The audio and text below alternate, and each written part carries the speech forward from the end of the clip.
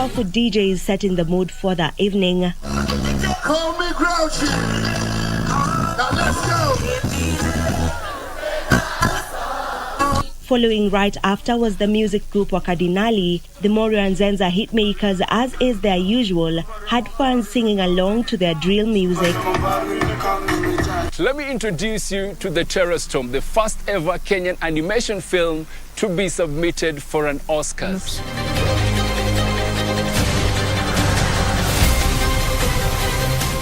An enemy of cosmic proportions is about to inflict its rage on an entire planet.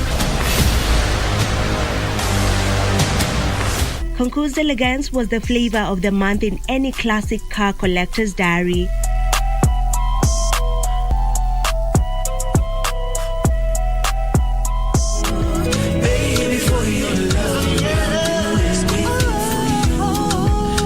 Don't fall in love with someone. Get used to them.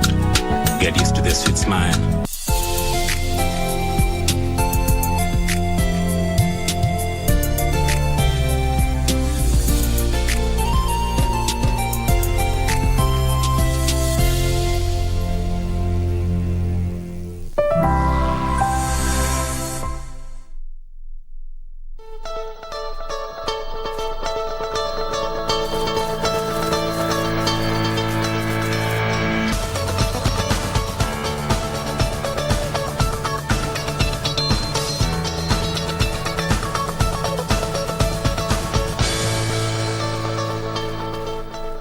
Hello there, everyone. Good morning. It's a new month, Monday, new week, 3rd day of October. It's my birthday month. Yes. I hope you had a fantastic weekend. For Manchester United fans, you live to fight another day. As much as we talk about that, one gentleman, Kipruto, also made history in London Marathon, one of the biggest marathons in the world, bagging, finishing at the podium for Kenya. And yes, a lot happened over the weekend. We have got a lot to cover between now and 10 a.m. I'll not squeeze a lot of juice out of this. Let's get show on the road. And good morning, my name is Victor Lowe. Doreen. Yeah, and speaking of a lot happening over the weekend, also the 42-member task force has already been constituted. This is the task force that is set to review the competency-based curriculum, so that even as we speak, there's still mixed reactions amongst a section of Kenyans in respect to this new curriculum. And the question still underlying, what are the hits and misses, and just what next for learners? This is even as we take cognizant of the fact that by the end of this year, grade 6 are set to sit for their final year exam in transition to junior secondary school. So, I mean, just still remains a matter of wait and see to just see the kind of recommendations that this task force is going to unveil. Good morning and many thanks for making time. I'm Doreen Arange Okelo. Steph. Yes, good morning. Speaking on matters development, the president yesterday was in Raila's backyard and promises development in Homa Bay, Nyanza.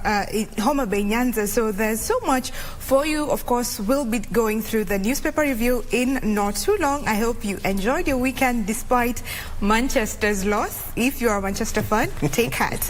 Good morning. We know who she is. That's why she's not here today. But you're in Regina, red. we are with you. You are in red, so we can conclude. No, I'm not a Manchester fan. She's here holding fort. You fort. Chelsea, so... Okay. You want to conclude that she's holding fort? Yes, temporarily. Temporarily. Whoever knows wherever she is. All right, and being a new week, new month, we start with a split, and you see Marie Yambo, new member of the team. Can we say, oh yeah? Oh, yeah. What are we? We say something like new month, new Yes. things, new season, new beginnings, and looks something like Marie over there. And Marie, and like Yambo. Sounds good. Marie, good morning. Good morning, Victor. Good to see you. Karibu sana to the breakfast team. Thank you so much, Victor. Thank you, Doreen, Steph. I'm happy to be part of this team. I know we'll be having a lot of fun. I watch you people in the morning, and I see the much fun that you have. So I'm grateful to be here. All right. Yes. Okay, so you have got news to give us on what happened over the last weekend, and of course, so much more coming up. So over to you, Marie. Thank you very much, Victor. And just as Victor said, so we'll be looking at what has been happening over the weekend. And we want to kick off this bulletin on some political note, and where the government says it will revive the cotton industry as part of measures towards growing the country's economy. Speaking at the African Inland Church in Homa Bay Town, where he joined worshippers for the Sunday church service, President William Ruto said plans are underway to introduce the pest-resistant BT cotton in Nyanza region. Wycliffe Okech brings us the full report. President William Ruto was today in Homa Bay County, where he joined worshippers at the African Inland Church in Homa Bay Town. Here, the head of state participated in a funds drive meant for the ongoing construction of the church building. President Ruto used the opportunity to thank Kenyans for observing peace during the just concluded general elections. Nataka nichukue nafasi hii kwa heshima kubwa kuwashukuru watu wa Nyanza na watu wa Kenya kwa sababu ya kuamua ya kwamba tunataka kupanga nchi yetu kwa njia ya demokrasia na kwa kuzingatia amani katika taifa letu la Kenya. Kwa watu wote wa Nyanza, mimi nataka niwaambie asante sana kwa kutuchagua kwa njia na utaratibu ambayo ilikuwa na amani. The president revealed plans to revive the cotton industry as part of the many projects the government seeks to install in the region to improve its economy. We are going to work together so that we can give you improved BT cotton seeds, so that we can enhance the production of cotton, we can get better returns for our farmers, and we can develop the textile industry in the Republic of Kenya katika harakati yetu ya kupanga mambo ya industrialization, value addition na agro-processing. The head of state noted that the political period was over and that it was now time for all elected leaders to join hands to deliver to Kenyans. He made the remarks even as Homa Bay County leadership was conspicuously missing the gathering. Homa Bay Governor Gladys Wanga has indicated that she was away on official duty in Mombasa. Mimi nataka niwahakikishie ya kwamba mimi nitashirikiana na viongozi wote waliochaguliwa, kutoka wale wa kiwango ya chini ya MCA, wabunge, maseneta, magavana, wote nitashirikiana na wao ili tuweze kupanga maendeleo ya Nyanza na maendeleo ya Kenya. Nataka pia mjue tunawaheshimu viongozi wale wametutangulia. Tunaheshimu rais wetu Uhuru Kenyatta, tunaheshimu Prime Minister wetu Raila Odinga. Na hawa viongozi wetu ambao wametutangulia, tutahakikisha kwamba wako na heshima, wanapatiwa heshima yao wakati wanaendelea na kutusaidia katika viwango zingine. After the church service, President Ruto addressed locals in the streets of Homa Bay Town, promising to come back next month to launch the construction of a housing project. The head of state was accompanied by both serving and former elected leaders from the region, among them Ugenya Member of Parliament David Ochieng and CS nominee for Information, Communication and Digital Economy Eliud Owalo. Nimewaahidi mimi narudi hapa kwa mambo ya kupanga mambo ya housing. Kesho ninaanzisha hiyo mpango ya housing kule Nairobi na nitafika hapa Homa Bay in the next 1 month. We will stand with you as Kenyans and we will walk a long way with you until you finish all the promises you made to Kenyans. Mko tayari kufanya kazi na mimi?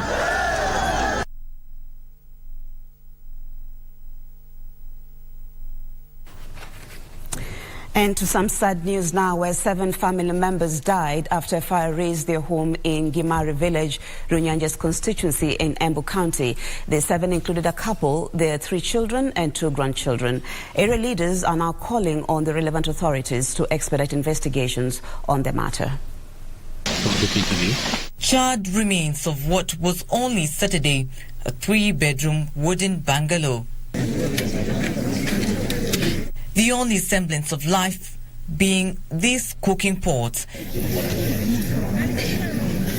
this paraffin lamp, and in a far distance, this metallic box that remained after the dawn fire that claimed the lives of an entire family. Locals in Gimari village, Embu East sub-county, gather in small crowds as others watch from a distance.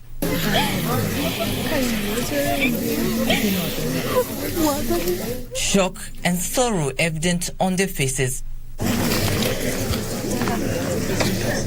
According to their father, 85-year-old Benjamin Modadai, he bid his family goodbye at around 10 p.m. on Saturday night, but when he woke up at 4 a.m., his family was no more.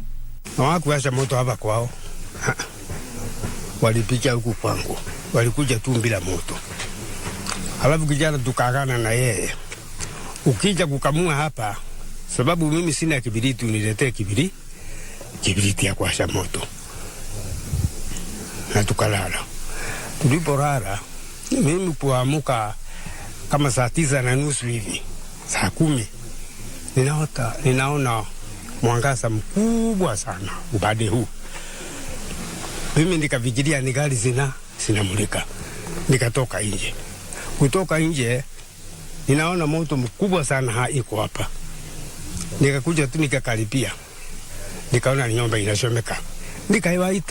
Nikawaita. Hawakuitika. Among those who perished was a man, his wife, the 3 children, and Modadai's 3 grandchildren. These 2 goats, possibly the only life saved from this household. For now, questions on the cause of the fire remain unanswered. Nawaomba tuwe tunashirikiana kila wakati, na pia ningependa kuwashukuru kwa vile mkisikia kitu mnaitika haraka.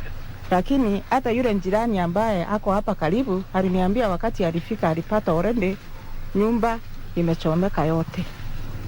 So sasa tumejaribu kufanya yetu na nyinyi tusaidiane na nyinyi ili tuweze kujua ni nini lilisababisha hii moto wa siku wa leo.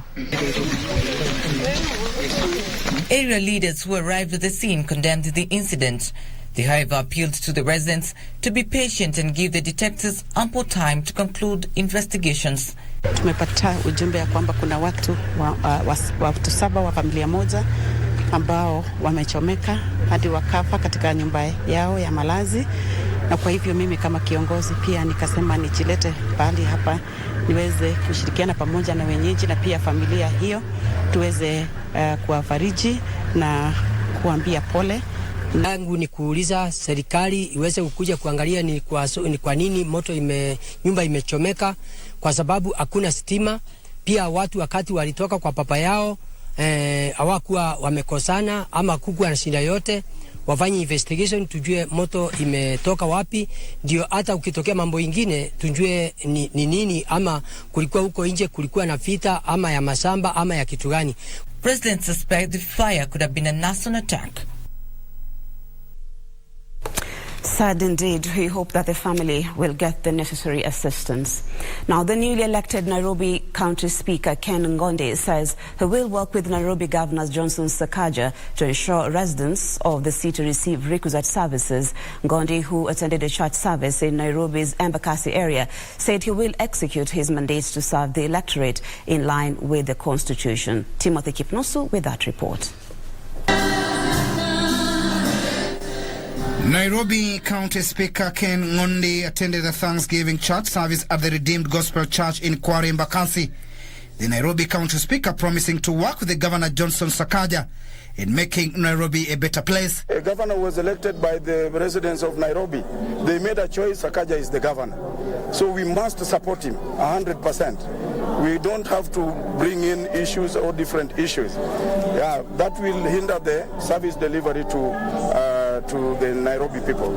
Ngondi said their political inclination should not deter them from putting strategies in place that will change the lives of Nairobi residents. So in any decision making, we will give members an opportunity to make a decision which is actually favorable to the people we serve. So it's not about a question of a political party. It is not about a question of who you serve, but we have a responsibility to give our people good laws.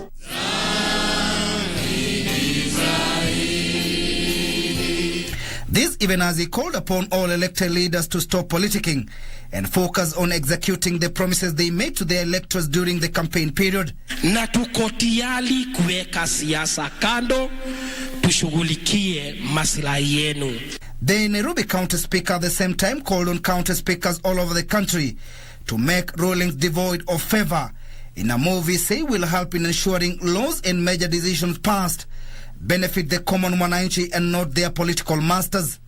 We need prayers for our country so that this country does not make decisions based on influence.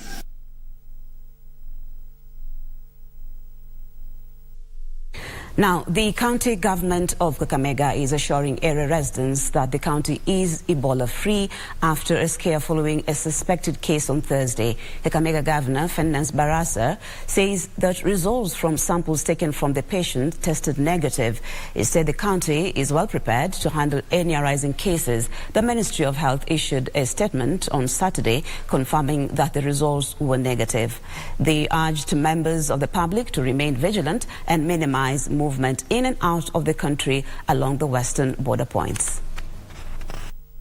Tumepata jana matokeo kutoka Kemri. Nimethibitisha kwamba yule kijana ambaye alikuwa na virusi imetoka kuwa negative. So hivi sasa hakuna Ebola Kakamega. Kama county tumeweka mikakati, tuko na isolation center na pia madaktari wetu tumeweka wako imara. Kependa kuwasihi wana Kakamega ya kwamba upunguze safari ya kwenda Uganda kwa sababu ugonjwa wa Ebola huko kule Uganda. Now, an orphan from Kakamega County who scored B- is yet to join university due to financial challenges. Duncan Lukangu's dream to join Egerton University to pursue a course in electric engineering seems to have hit a wall owing to lack of tuition fees. Let's get more details on that. Meet Duncan Lukangu. If he's not busy feeding the neighbors' cows, he is at another neighbor's farm toiling to make ends meet. 1 month after students joined various universities to further their education, Duncan Lukangu, an orphan from Shitoto village, Mumias East, is stranded and remained at home because of lack of school fees. In efforts to raise the school fees, Lukangu has now resorted to moving from one neighbor to another to do manual jobs. Lukangu, who comes from a poor background and being a partial orphan, narrates the struggle he is facing. I was supposed to join at Egerton University on 22nd August 2022. Mara kwa mara nimekuwa nikirudishwa nyumbani. Kama bado niko shule ya upili, nakaa nyumbani mwezi mzima, tena narudi huko, tena wananifukuza. Tena mara ya pili nikirudi nyumbani naanza kustruggle na mambo ya ng'ombe, mambo ya nini, mambo ya ukulima, mimi mwenyewe tu kutafuta moja na mbili ili niweze nikarudi shuleni kusoma. His mother, Jimas Naswa, said that she is unable to raise the university fee for her son, regardless of the efforts she has done. Nimekuwa ni na changamoto katika fees. Wiki moja watoto wako nyumbani, wiki mbili shule, wiki mbili nyumbani. Na chenye kimekuwa kikinisaidia sana. Zingine na uzako mti, wanakuja wanachukua kuni. Mtoto anasoma kwa mwezi mmoja tena anafukuzwa. Mtoto huyu kusoma ni shida. Kusoma kwake kipahati angemaliza zamani sana. Lakini sasa shida ndiyo ilifanya narudia, nafukuzwa na kaa hapa nyumbani tu. Hana msaidizi. The family is appealing to well wishers to come to their aid. A section of farmers in northeastern Kenya have ventured into fodder production to ensure they have food for their livestock during the dry seasons. The group of 55 members are irrigating fodder in a 6-acre land, a venture that began in 2018 after the farmers lost hundreds of animals to drought. Channel 1 now highlights a success story that could offer relief to the constant lack of pasture if replicated in other drought-hit areas. At a glance, you might be forgiven to think this is not Garissa County. It's all green and seemingly not suffering the effects of drought despite the long dry spell that has affected the region. But this is Garissa County. They say an unpleasant experience induces caution. In 2018, a section of farmers in Garissa lost hundreds of animals to drought. Today, they said farmers walk a journey of success. Plenty of fodder for their cows is evident. Whatever is being grown is completed and done by just, it doesn't even need, it doesn't even reach that demand. It doesn't cap the demand. The 55 farmers, through a farmers cooperative, have managed to irrigate fodder in a 6-acre land along the riverbanks. Hassan Mohamud, Secretary General of the cooperative, says that they started as a society, later transforming into a cooperative with the help of USAID. The farmers say that even though the fodder has not gotten to a level where they can sell to other farmers, it is enough to feed their animals. Saidia Muhammad Abdullahi, a beneficiary, says fodder farming has high returns and is now urging the government to support more farmers in the sector. The farmers are now seeking construction of more canals that will help in directing the water to the farms, saying most water goes to waste, especially during the rainy season. Chunga ndio shida mingi. Kila mnyama yote anaangalia tu bandi hii. Yote kiboko, punda, ng'ombe, mbuzi. Mtu ambaye anachunga hii nyasi anasimama saa 12 mpaka saa 12 hakai hata kidogo. Asubuhi. That story by Irene Muchuma brings us to our first break of the bulletin. We'll be back with more in just a short while.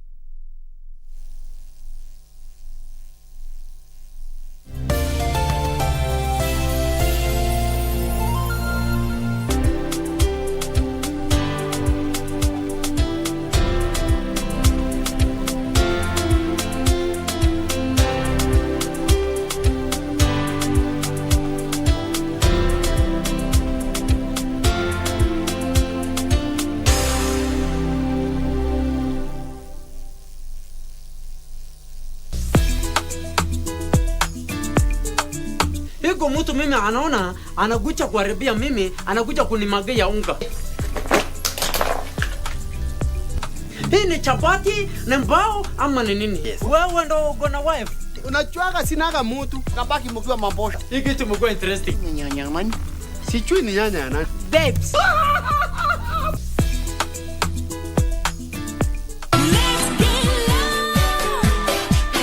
It started off with DJs setting the mood for the evening.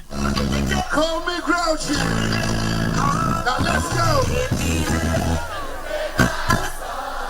Following right after was the music group Wakadinali. The Morio and Zenza hitmakers, as is their usual, had fun singing along to their drill music. Let me introduce you to The Terror Storm, the first ever Kenyan animation film to be submitted for an Oscar.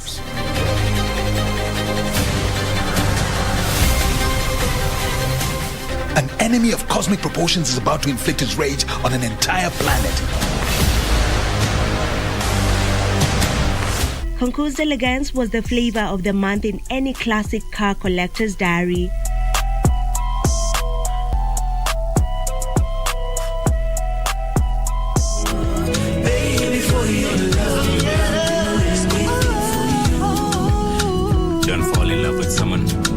Get used to them. Get used to their sweet smile. Songea tukupashe na zile ambavyo vitakupa tabasamu tosha. Hana mapenzi wala mahaba, mtoto mbaya sana huyu. What did you just say? Sio tamthilia tu. And why you're saying that Ni tamthilia tosha. Alinishika hivi. What? Sio burudani tu, ni burudani tosha. It is the day that the Lord has made. Na sinema bomba. Enda kabisa kama uelewi kitu inafaa uelewe. Na mada za kusisimua. KBC Channel 1, shirika la utangazaji Kenya.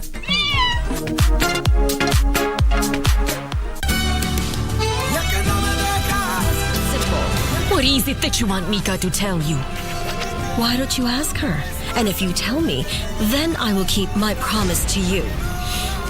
Stay away from my granddaughter, and I want you to get out of here. Oh, of course I wasn't planning to stay here at all. You were an imposter.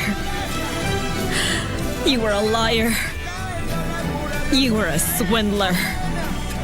No! Osvaldo!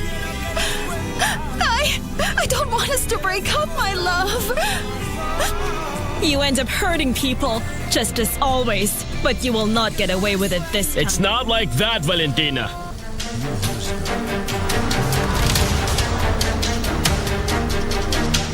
Valentina, let me explain to you. Valentina!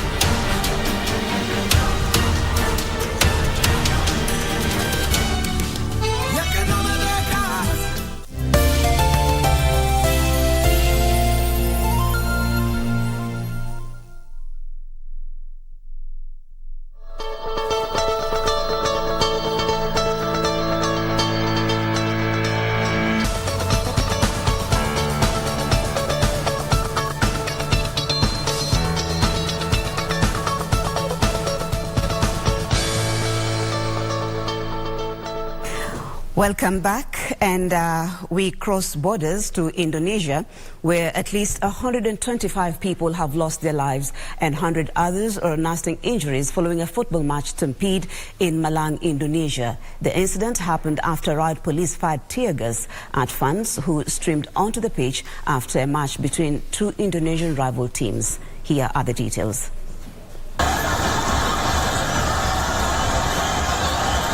125 people lost their lives in the aftermath of a football match between Arema FC and Persebaya Surabaya at Kanjuruhan Stadium in Malang City, Indonesia. Thousands of fans surged towards Kanjuruhan Stadium exits as police tear gas spectators who invaded the pitch. As fans fled towards the exits, there was a build-up in the process of accumulation that led to shortness of breath due to lack of oxygen, which later caused the suffocation of many. 42,000 tickets were sold for this particular match, despite the fact that the stadium's capacity is 38,000 people.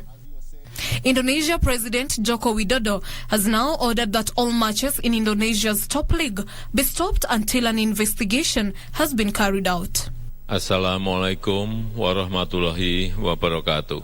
I regret this tragedy and I hope this is the last tragedy to occur in Indonesian football. We cannot have any more in the future. Sportsmanship, humanity and brotherhood in the nation should be upheld together. According to Football World's governing body FIFA, crowd control gas should not be carried or used by stewards or police at football matches. Indonesian officials at one stage put the death toll in the disaster as high as 174 people, but this was later revised downwards.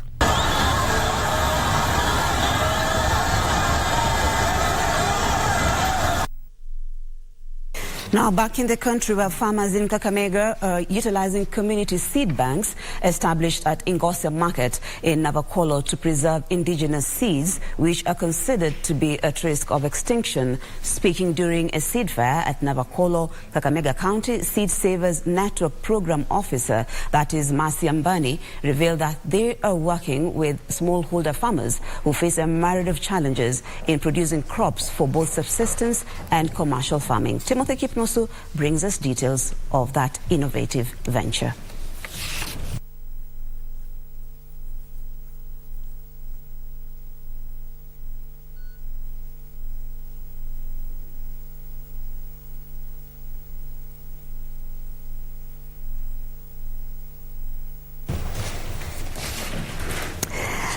Now for news making headlines across the counties. Residents of Lukenya's sublocation in Machakos County are demanding a lasting solution from the Kenya Wildlife Service, KWS, over increasing attacks by wild animals. The irate residents are accusing KWS over inaction to deal with the increased loss of human lives and destruction of crops by wild animals. In the past 3 months, hyenas have attacked and seriously injured 3 children who were rushed for medication at the Machakos Level 5 and Kenyatta National Hospital, with one of the 3 succumbing. Residents also decried the failure by KWS to give direction regarding the compensation of the affected families. We are having a lot of wildebeests, giraffes and zebras that have come into the community, and they have actually gone into the farms and destroyed everything that is there. And the residents are really angry. Actually, they are saying they don't want to see the animals here. This is a clear case of human-wildlife conflict affected by climate change. This even as members of the Kenya Internally Displaced Persons Organization have raised concerns over a scheme by some individuals to dispossess them of their land. Led by their patron Peter Tena, the organization now wants the incoming government to investigate influential individuals in the Ministry of Land claiming that they have hatched a plan to hive off sections of the land to private developers. Case from our county, Mr. Njero, that he come and do a clean up in the ministry. For instance, there are several parcels of land which belong to us in this county. Those parcels of land, unless we had to whistleblow, they could have been stolen by the cartels. So we ask the cabinet minister, the cabinet secretary, who is from our region, to rise up and come clear to help us uproot these cartels. Meanwhile, lack of enough land and title deeds in most public schools is among the major challenges that has derailed afforestation measures in Busia County.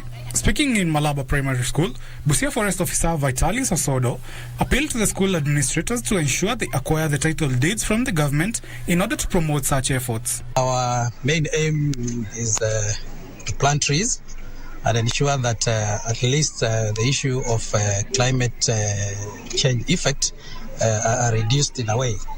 So far in Busia County, we are doing much. This year, we managed to raise 3 million seedlings. And as we speak, half of it has already been planted out.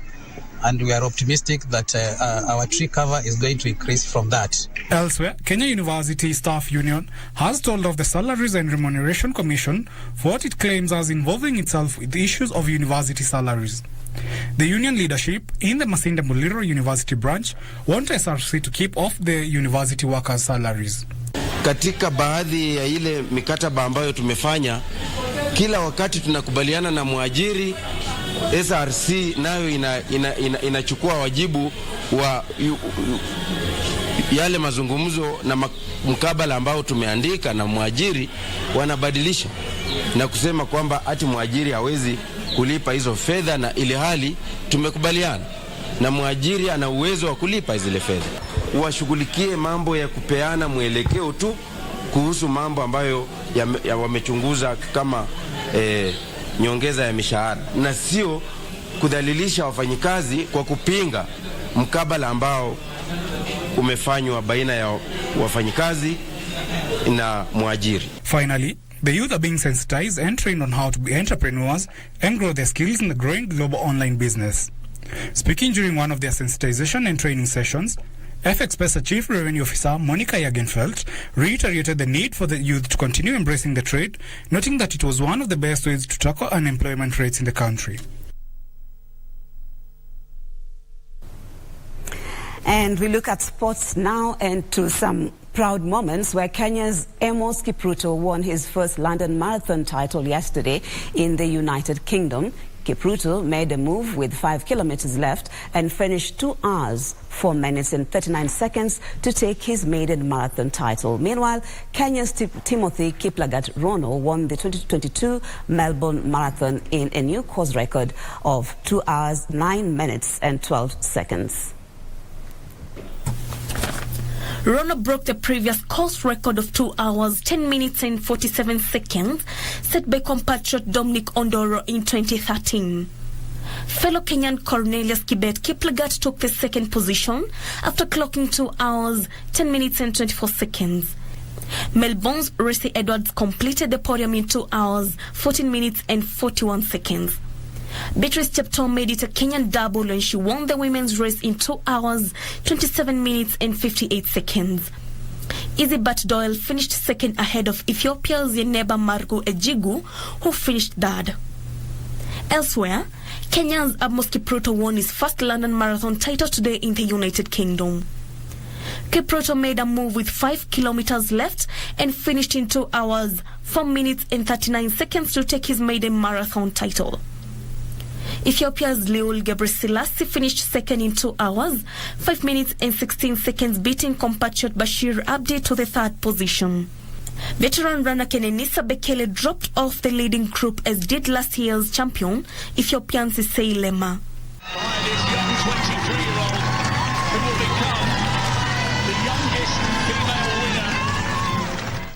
In the women's competition, Ethiopia's Yehualo Yamzarf clocked 2 hours, 17 minutes and 26 seconds to emerge victorious, 41 seconds ahead of defending champion Jeb Kosgei.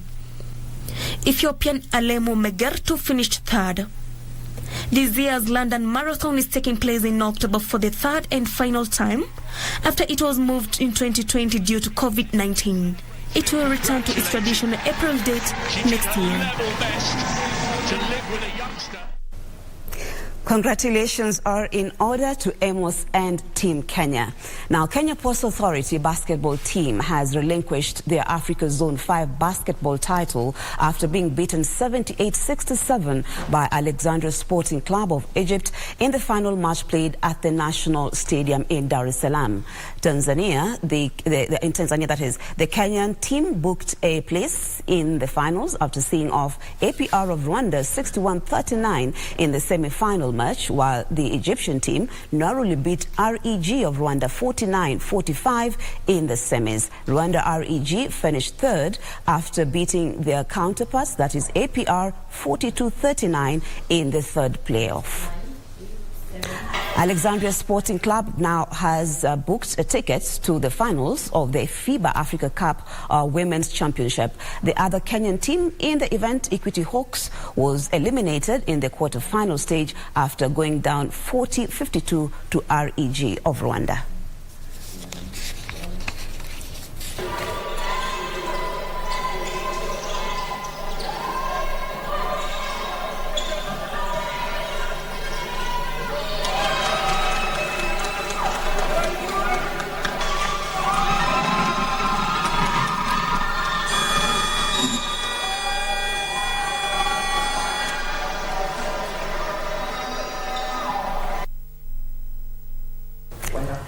Well, on that note, we come to the end of the bulletin this morning. Thank you so much for your time. Remember, you can still log on to our website, that is www.kbc.co.ke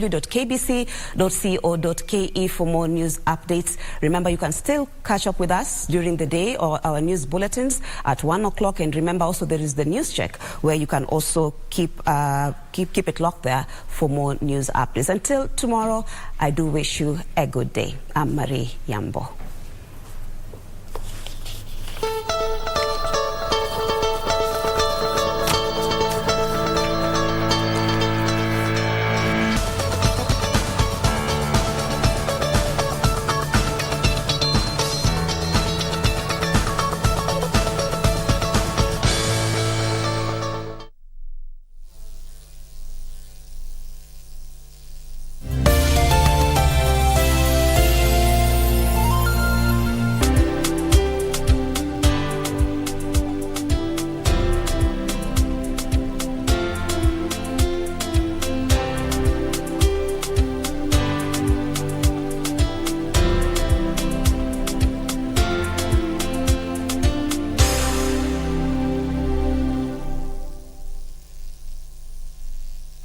At KBC Channel 1, we put people at the heart of events with our captivating weekly news features. Every day, we are breaking new grounds with informative, entertaining, and inspiring human interest stories. On Mondays, 9 p.m., we have The Cabinets. Tuesday, 9 p.m., we get inside the barracks for military tales. We delve in the world of cinemas and theater each Wednesday night. For the young and industrious, make a date with us every Thursday at 9 p.m. Fridays are dedicated for my culture. On Saturdays, we go back in time for history in perspective. And on Sundays, we get to know the process of how things are done and made. KBC Channel 1 News features a whole lot of wonderful viewing experience.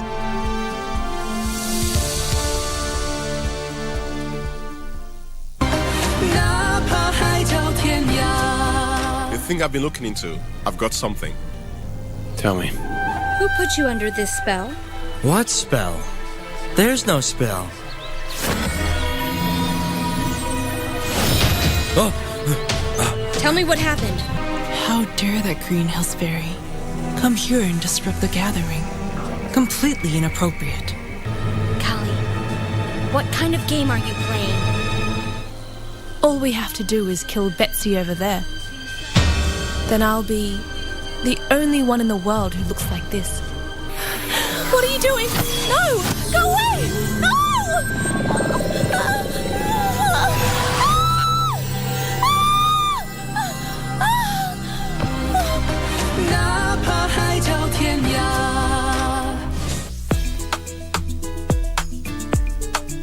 Hiko mtu mimi anaona anakuja kuharibia mimi, anakuja kunimagia unga. Hii ni chapati, ni mbao ama ni nini? Wewe ndo uko na wife. Unachuaga sinaga mtu, kabaki mkiwa mabosha. Hii kitu mko interesting. Ni nyanya man.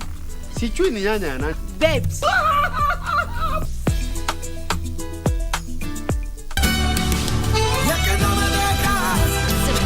What is it that you want Mika to tell you? Why don't you ask her? And if you tell me, then I will keep my promise to you. Stay away from my granddaughter, and I want you to get out of here. Oh, of course I wasn't planning to stay here at all. You were an imposter. You were a liar. You were a swindler. No! Osvaldo! I don't want us to break up, my love. You end up hurting people, just as always, but you will not get away with it this time. It's not like that, Valentina.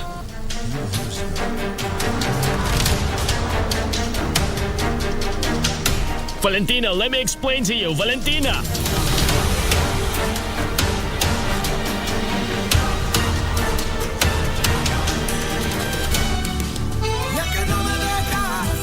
Rastaman party, and Chalice we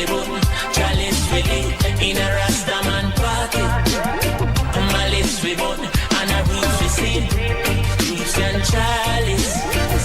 I'm longing to see you. I wanna know how you've been doing over yonder.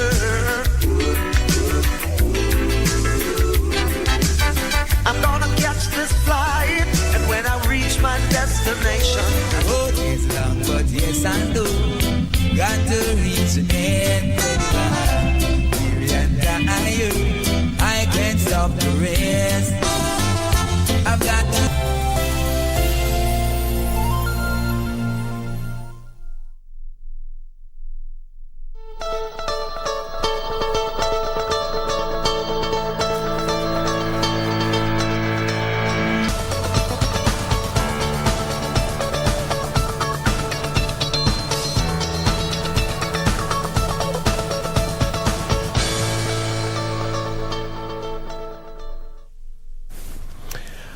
All right, good morning. So let's get into the political arena right now. It's the third day of October 2022. Eye on Politics. A lot happened over the weekend, and we just need to get to the root bottom of all this and just to get to understand what really happened and what they portend to us, politically speaking. All right. With me in studio, I have Honorable Gloria Oroba, who is a nominated senator in UDA ticket, right?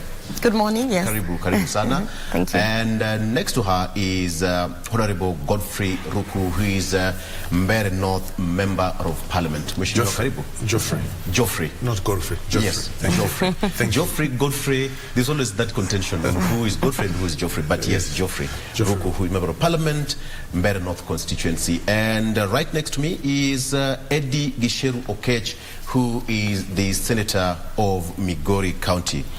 Mheshimiwa Karibu as well. Thank you so much. Allow me to start with the lady in the middle. We must be so happy as a nation. 2 Kenyans made us proud yesterday in London Marathon.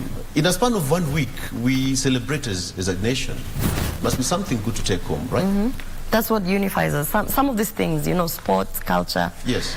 It should be encouraged because that's what unifies us. At that point, there's no ODM and EDA.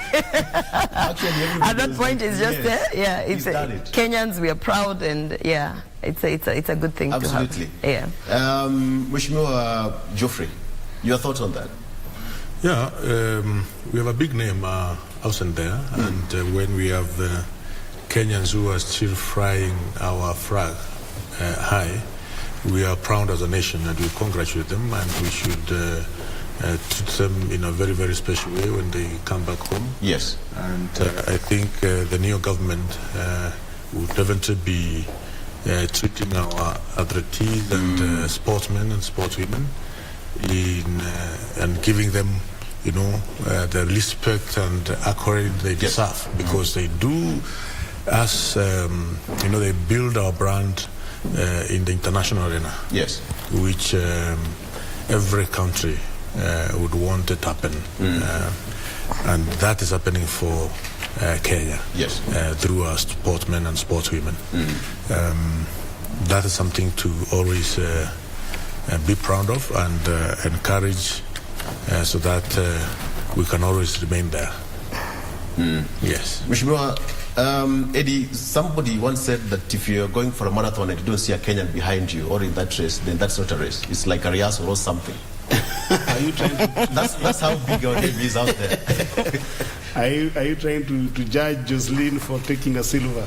I think she did well. I think Jocelyn did well. Yes. And congratulations, Jocelyn. She got silver.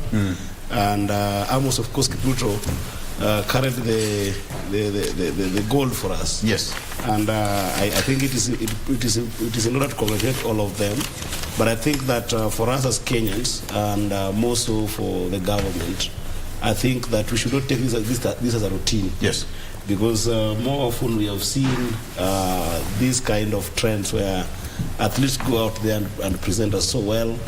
They achieve so much, and then when they come back, it ends at congratulations. Yeah. It ends at not celebrating them more than just congratulations, but more importantly, we haven't as a country taken serious notes to be able to actually invest in sports. I mean, if you look at Britain right now, the UK exports, one of their biggest exports is football.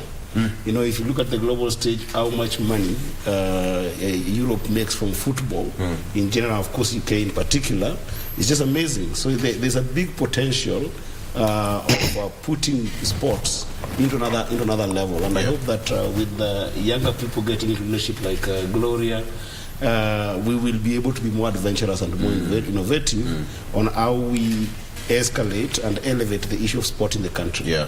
And I believe what you're saying is that now Honorable Ababu Namwamba, if he gets approved by Parliament, then his work is cut out, absolutely, because as a nation, we consume politics and sports in equal measure.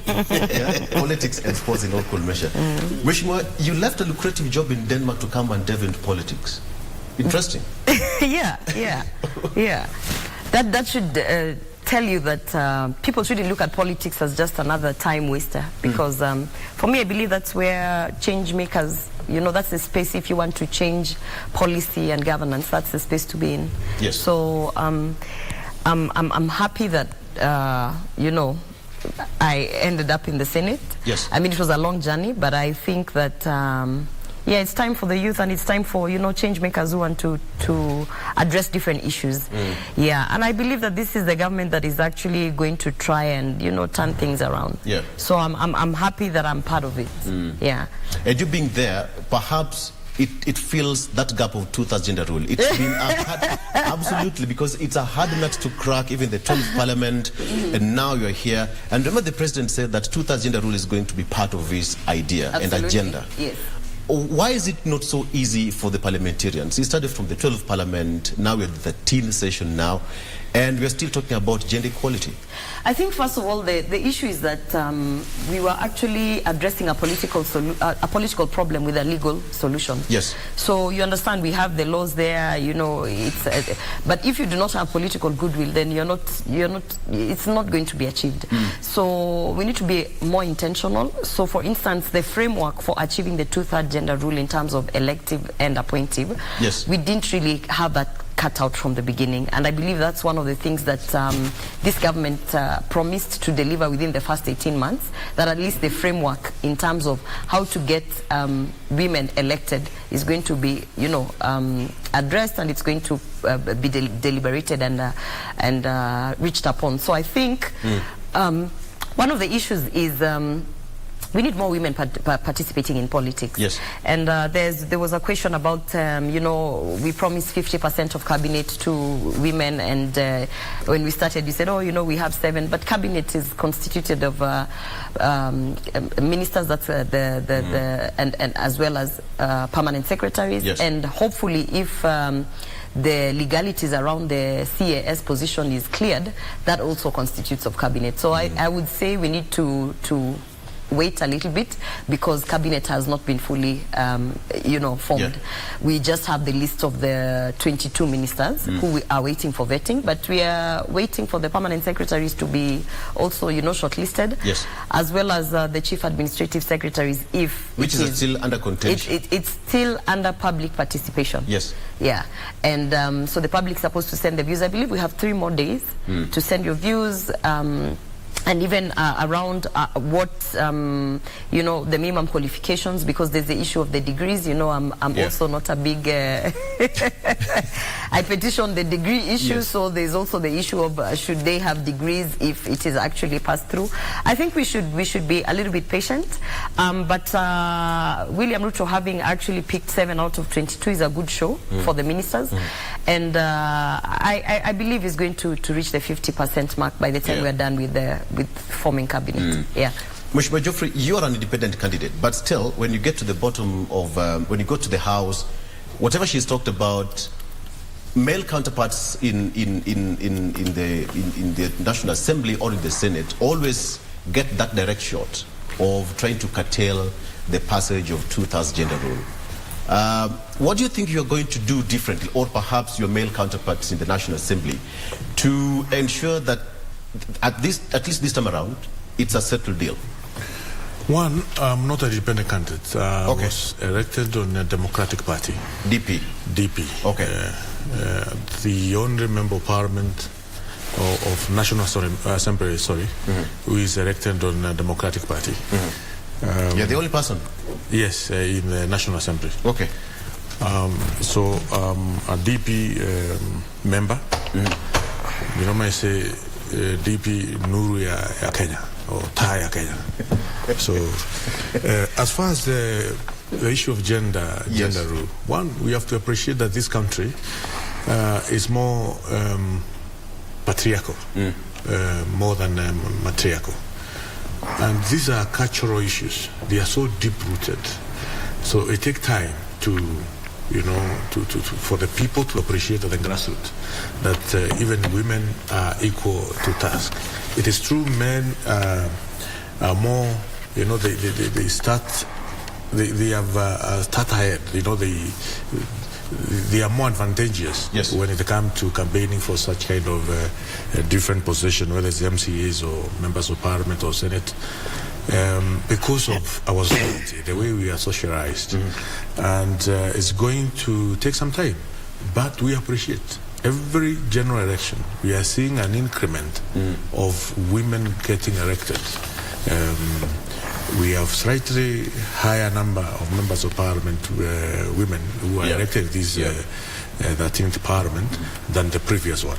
And also it was like that in the 12th parliament. So gradually, I'm sure we will be able to achieve the gender rule, the one-man gender rule. And as Senator said, sometime we may want to legalize a political thing. You know, we are trying to solve a political problem using legal mechanism instead of using the same politic to solve a political problem. So to me, I think it's going to take some time. We are on the right direction, and I'm sure the new administration led by our president, William Ruto, is going to, you know, increase not only in cabinet. Yes. Probably you're going to see higher number of PSs, permanent secretary, who are women. Probably you're going to see more of CASs who will be women. Probably you're going to see more of chairmen or chairpersons of different parastatals who will be women, and the board members. Probably you're going to see more of ambassadors who will be women. So the positions, the government is huge. I am sure women will be incorporated at all these levels. Okay. But when it comes to elective, it is the people, it's the Kenyans who decide. And down there at the grassroots, at the bottom of the pyramid, the way we are socialized in our villages is in a very patriarchal manner, which may affect the number of women representatives at every level, from MC all the way to governor. I asked this question because Mheshimiwa Gloria is here, and perhaps in the spirit of just siding with her, perhaps she would have felt somehow left behind because of that's gender role. But Eddie, as you answer that question as well, I'll ask you two questions. The president was in your backyard yesterday, county next door, and you're here in Nairobi. First of all, on the issue of gender, you know, our country has first, it's a good thing to see that the cabinet has attempted to have like the exact number. Yes, I think it is 7 nominees out of the 21 that are women. And I think when we talk about the issue of gender, I think for me what is prominent and what we should be investing on more is the issue of opportunities for women, and that opportunities is the issue of equality, because as a society, just like I think most of the societies in Africa and outside the world, the issue of women not being given opportunities is not an issue that is new. It has been there for so long, so entrenched, that sometimes when women come to the table, they come already disadvantaged. So the question should be, how do you open more opportunities for women in socio-economic platforms, in cultural platforms, that then enables them to be more equipped and more empowered, such that they're not disadvantaged where things like competence is questioned. I mean, in the United States, for instance, women started only voting in 1920. That's a very recent history. Resurgent on women issues around the issue of income at job place and equal treatment of women at workplace are issues that people like Betty Friedan fought for even as late as 1956. There are companies in these advanced democracies that women with the same qualifications as men still face serious challenges in terms of even gap with regards to salaries. You have got the same qualification, same experience, and then when it comes to issue of now being paid, you're being paid differently. And I think Kenya has made a lot of advance. If you look at our constitution, it has been a very empowering constitution. Article 27, subsection 3, says that women for the first time, you know, in the continent, women have got a right of equal opportunities, equal treatment in political spheres, equal treatment in cultural spheres. Article 27, subsection 8 is very clear in terms of parliamentary and any other public nominations that women must be given this idea of third gender rule. But that said, I think that the biggest investment that the country can make right now is recognizing that this, you cannot move as a country by ignoring 50% of the population. Okay. Or actually slightly over 50%. And that means that up and above just simple appointment in office, it is important to go back and assess every single place where women have been disenfranchised and where there's been inequality like education and other places, and keep on investing in those places to make women more empowered. Okay. And then the question of the president being at my backyard, and mostly in Kisumu, in Homa Bay. Right. I think that just as my sister Governor Gladys Wanga intimated, as well as my brother Honorable Kaluma, who is actually the MP of the town, the host, you know, where he's supposed to be. Yes. I think what I saw from social media is that there was no communication to them, and I think that it is just proper that if the leadership of the country is going to go to some of these places, not only in Nyanza, but in any other places, local leaders must be engaged. They must actually be involved, because if you give somebody a notice of 1 day or 1 hour to organize themselves to go there, it can be a logistical nightmare. Imagine if you're a legislator who is already in Nairobi, who is hoping to be in Parliament tomorrow, Tuesday, so you had planned your weekend and your day, and you're told to leave here to go to Homa Bay within 6 hours. Is virtually impossible. You cannot get flights to get to Kisumu and then get there on time, because remember the president was going to Homa Bay for a church service, which was going to happen in the morning. So I think that we need to go post the election mentality and post-campaign mentality, and be more inclusive to local leaders and engage them. It is, I think, it's the responsibility of the president to reach out more to these local leaders, because the reality is people have been in different political divides, and even as a country, if any statistics is to go by, the IBC gives us a statistic of about 22 million people who are registered. And that means that if the president did get 7.1 votes according to IBC, then it means that there is 6.9 million people who did not vote for him from the Azimio side. And then more importantly, there are 8 million Kenyans who did not vote at all. That means that you've got about 15 million people who did not vote for this current regime. What does that mean? That means that there's more reach out to be done to their local leaders, not even political leaders, but even other leaders in their own rights, community leaders, to be able to be more inclusive and more involved. Okay, all right.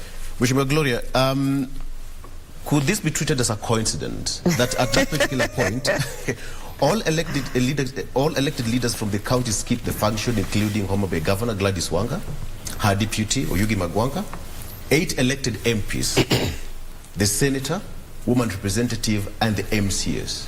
None of them appeared. I think, first of all, it's very unfortunate to say that we did not get an invite, so we have no business there. Anything that happens, and you know this, and Eddie, you know this, you are a senator.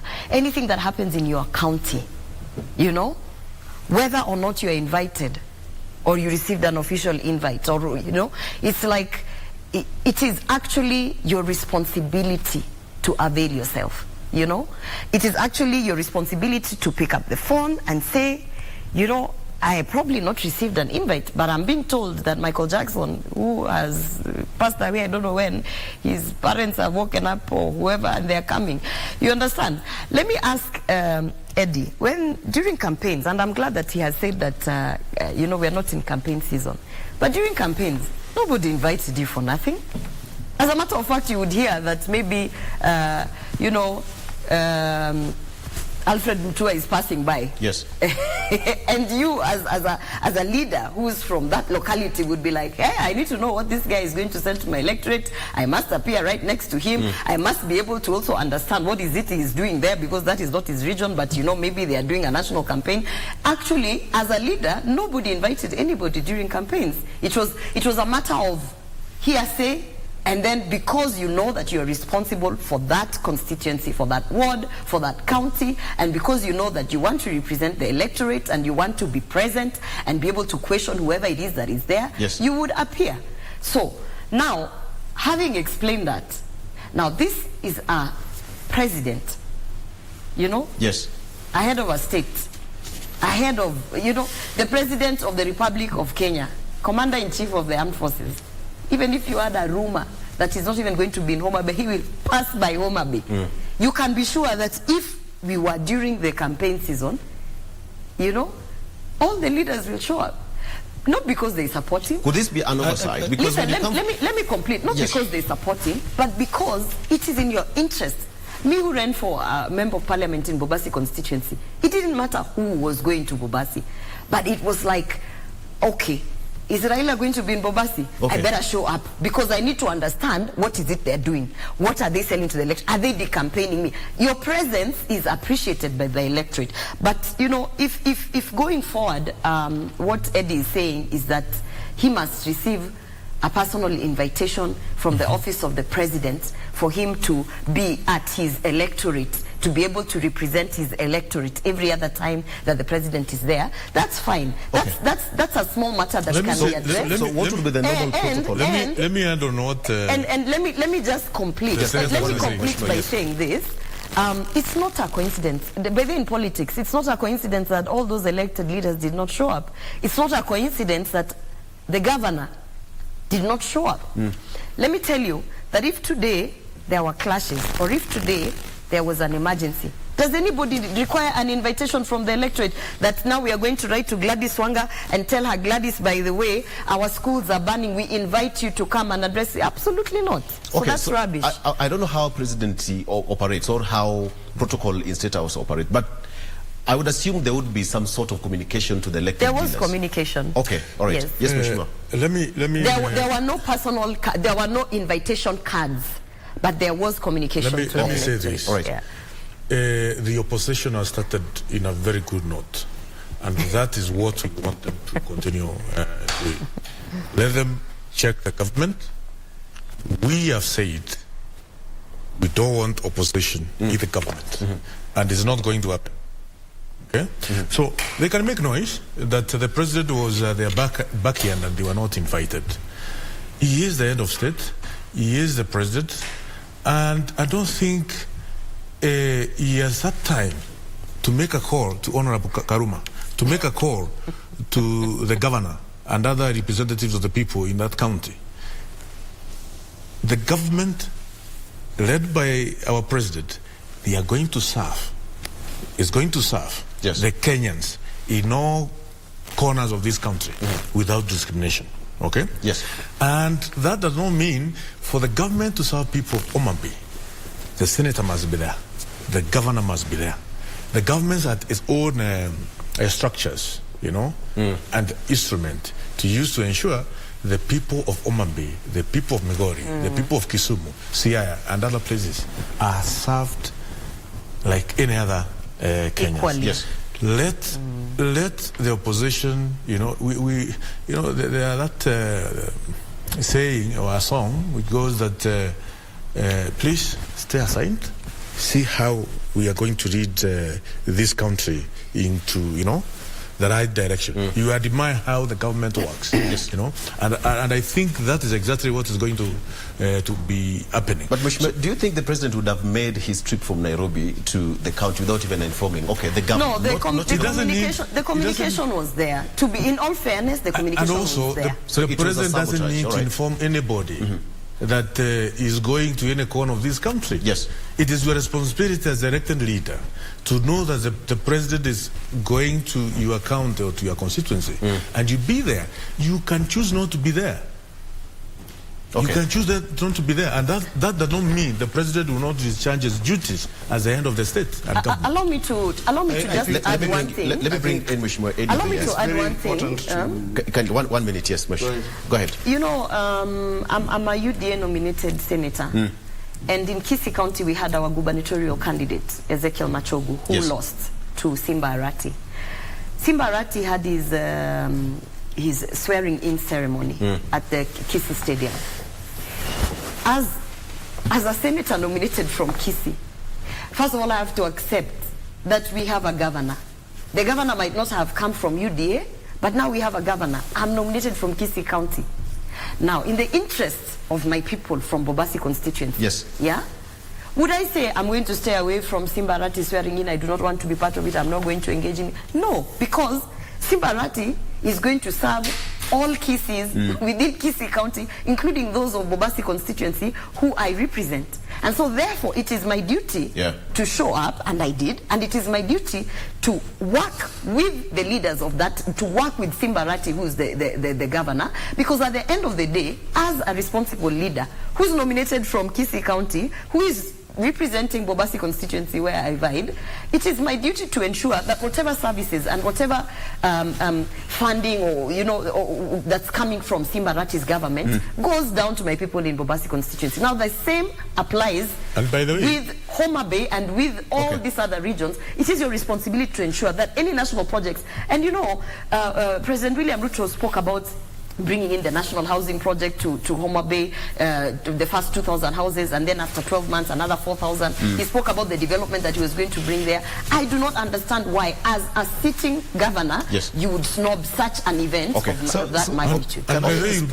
You'd be surprised. I have to make a disclaimer that we don't have any representative from Homa Bay County, but this is a national, it's important. It's a national conversation. I come from that You'd be surprised. Exactly. And I also think that I've listened enough. Go ahead, Mheshimiwa Eddie. I think it's very important. Leadership is about values, my brother. And one of the key values that I personally espouse to and I admire, and I'm not saying that I'm perfect in developing that value, but I'm thinking that at a national level, one of the biggest values that you must have in leadership is humility. And sometimes power do get into the heads of people. And one of those places that you have to be very careful about is the presidency. And even being in leadership where my sister Gloria sits is a point of privilege, because the Constitution is very clear that in Article 1, subsection 2, that the sovereignty of the people of Kenya belongs to them, and they can delegate that sovereignty to their democratically elected members, right? So for you to claim here that it is my duty as an elected leader to go anywhere where the president is, even without invitation, borders that very thin line between humility and arrogance. Yes. And the reason why I say this is, if you can tell me that the president is going to my region and all the leaders who are not elected democratically are communicated to in person, right? Okay. And they get invitation in person on time to prepare themselves to be there. That's not true.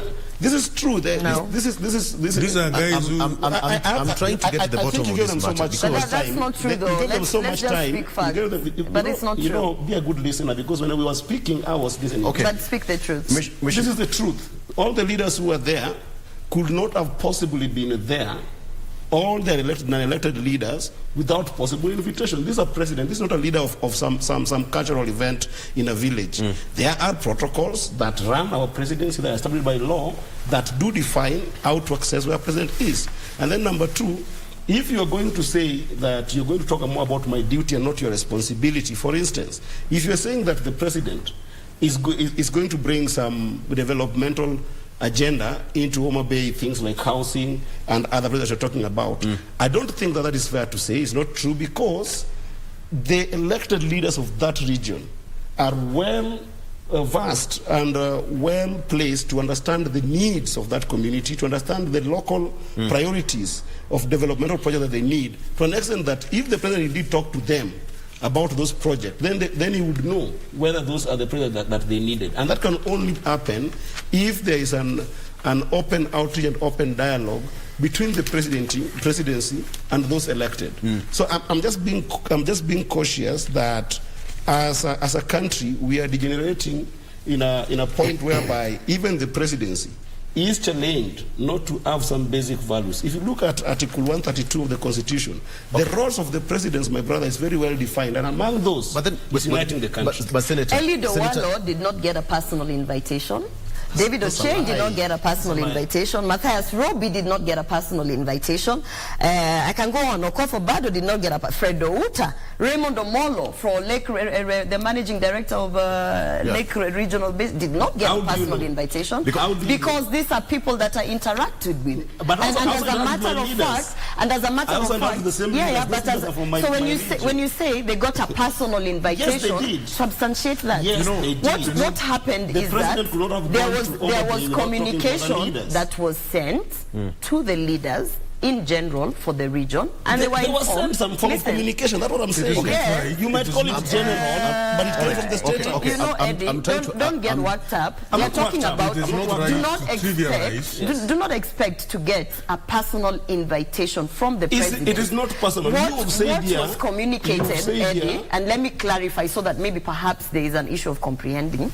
What was communicated, just as he goes to any other region, is that the president will be coming, he'll be going to this church. The message is passed to all elected, nominated, and including religious leaders, including, local chiefs, whatever, the message is passed. Okay. Now it is upon you to actually now say, I have heard the president is coming. At this particular point, again, it's quite unfair that we don't have any elected leader from Homa Bay County to explain what really happened. But it's a matter of national concern because the president will be traversing, the country quite often for the next 5 years. So I would imagine even the local area MCA was a no-show. All right. What does this really show? So does it mean that each and every region that did not vote for the president or perceived to be not aligned to the president's side? In fact, the question is, did all those leaders not get an invitation? Exactly. Let me get from you. It's not right to trivialize the functions of the head of state. Yes. And this is exactly what my brother senator here is trying to do. The head of state has the responsibility to take care of the Republic of Kenya, to ensure there are government projects which are implemented in every corner of the country. Yes. To discharge its mandate, which has been given by the people of Kenya, it doesn't require permission from any leader, whether it is MCA, whether it is governor, whether it is senator, for him to be in any corner, in any village of this country. And we know the nature, we know how the president operates. This is a man who will wake up and be deep in the village. Yes. Not even in the town, the major town. Right. No, in a market center, very far away, deep in a place of what we may call of nowhere. Let's not gag the president in terms of writing invitation to elected leaders. Even these elected leaders, they have their own mandate, they have their own responsibility which they are supposed to execute. And they will not require permission. And I believe the intelligence is on the ground. They will not require permission from the head of state for them to discharge their duties. So when you are going to your county, you don't require permission or to invite the board to tell the president that you are going to Migori. No. I think we cannot hold hostage or gag the president in the name of invitation. And let me tell you, opposition will be invited and they will refuse to attend even those functions. Okay, what they are doing is right. First of all, let them see how the government operates. Don't say what I didn't say. Gentlemen, let me read just a moment. This is very important. Let me read a tweet that was sent out by Honorable John Mbadi. John Mbadi tweeted, Ruto has left my home county aboard a military chopper. He took the smell of the sea in sea over there, ostensibly to boast. Okay? I didn't attend because, quote unquote, if I were to explain, I was held up in other compelling commitments. Let me read another one from Gladys Wanga herself, who is the governor. If they have a very commitment, we are okay. Just 1 minute, Mheshimiwa. 1 minute. Gladys Wanga says that His Excellency the President, Dr. William Ruto, is today, that was yesterday, scheduled to visit Homa Bay Town to worship with us at the AIC Church. I wish to extend a warm welcome to the President on behalf of the great people of Homa Bay and request him to feel at home. All right. It continues to say, I am, however, out of the county on official duty and will therefore be able not to join His Excellency for the church service, blah, blah, blah. The people of Homa Bay have a culture of great hospitality and will warmly receive the president as he visits to pray with us. And lastly, this one came from the host member of parliament, Peter Kaluma, which went, I just got an information that President Ruto will be in Homa Bay. I am unable to be with him due to lack of means. He says, it takes vehicles 6 to 7 hours on average to reach Homa Bay from Nairobi. I don't own a chopper. End of now, first of all, could this be a coincidence? My brother there, ask Eddie if he came to Kasarani. Eddie, did you come to Kasarani? A question to Eddie. Eddie, the two discuss. Eddie, I'm asking you a question. Senator, you had a personal invitation. Let Senator continue. And you can't talk about Senator Eddie continue. No, but I'm asking a question. And you want to glaze over them, and they're very weighty issues. My brother Senator, you're on the floor. Yes, your mic is on. My brother has just accused me of wanting the president to seek permission to go anywhere of the country. That's not what I said. Okay? There is no anybody who wants the president that wherever he's going, he must be able to ask for permission to get to those regions. I mean, if you read what Gladys Wanga said, it's very clear that there was a warm embracement of what the president was coming to do and coming to Homa Bay. But like what I'm saying is appreciating the fact that you say that there is communication that was done, and that communication was done one way. Yeah. I mean, like we can't close our eyes on that. We can't ignore this. There's something in science called the yardstick. Okay, and the yardstick for this week, actually, this past week, is the president opening Parliament. There is no requirement by law that, apart from just duty, that all members of Parliament must be there when the president is opening the Parliament. If there was no any goodwill by the members of the other coalition to embrace the president as matters development as matters that are concerning the nation, we would have seen members of Parliament from the other side of the house not showing up for that opening of Parliament. But we did see even Honorable Kaluma himself was in Parliament. Why? Because they had adequate time communicated to them about the function that's going to come. I mean, you cannot trivialize other functions of any elected leader and just pick on one. I personally saw the president coming to my region literally a night to the said event. That was on Saturdays when people received communication.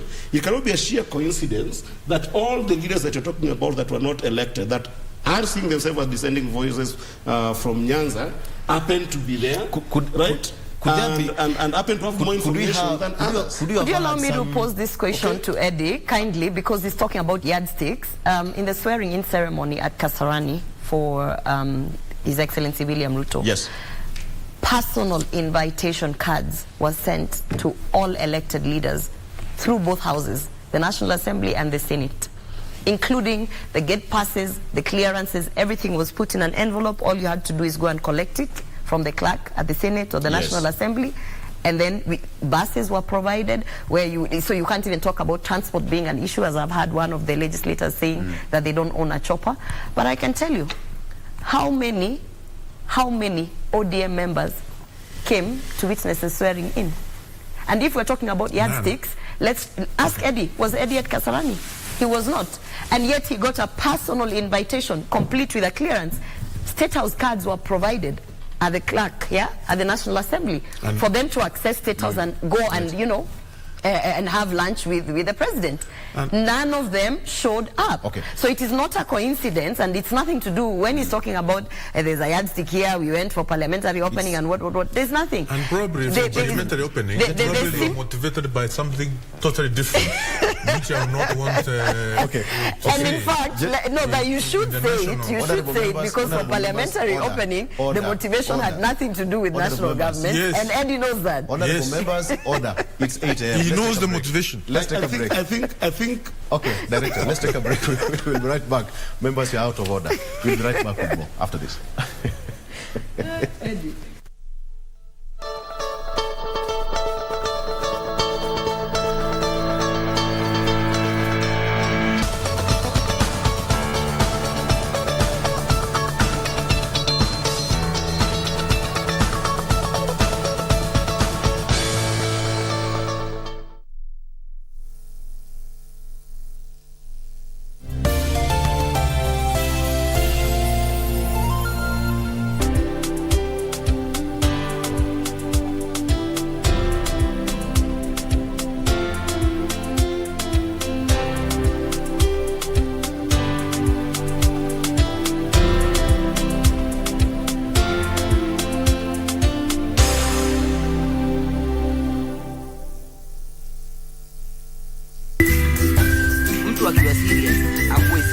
Life cannot always be too serious. Yeah, man, what's up, yeah?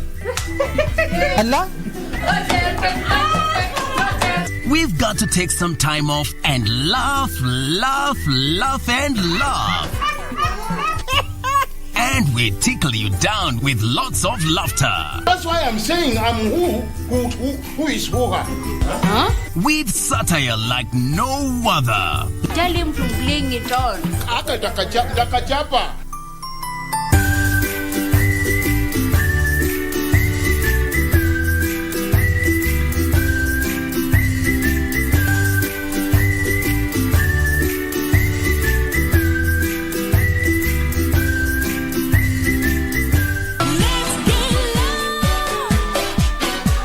Off with DJs setting the mood for the evening. Call me Grouchy. Now let's go.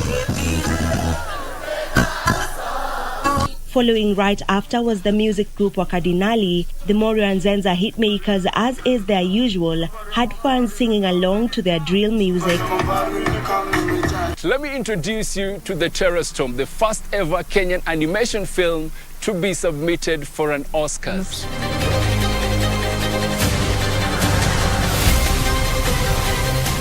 An enemy of cosmic proportions is about to inflict its rage on an entire planet. Concours d'Elegance was the flavor of the month in any classic car collector's diary.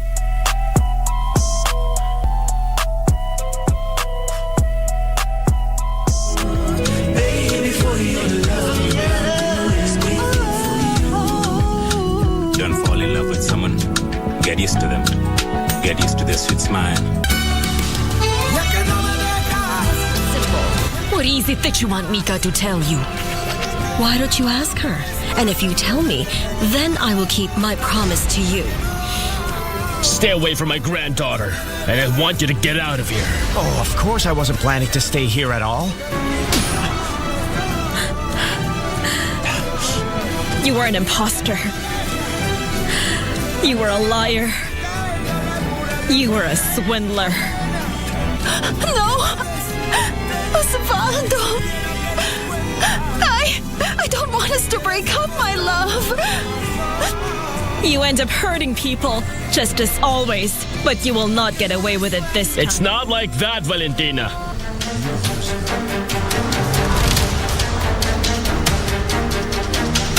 Valentina, let me explain to you. Valentina!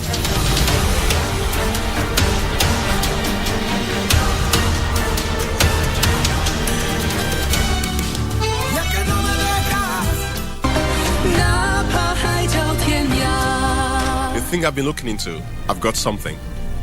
Tell me. Who put you under this spell? What spell? There's no spell.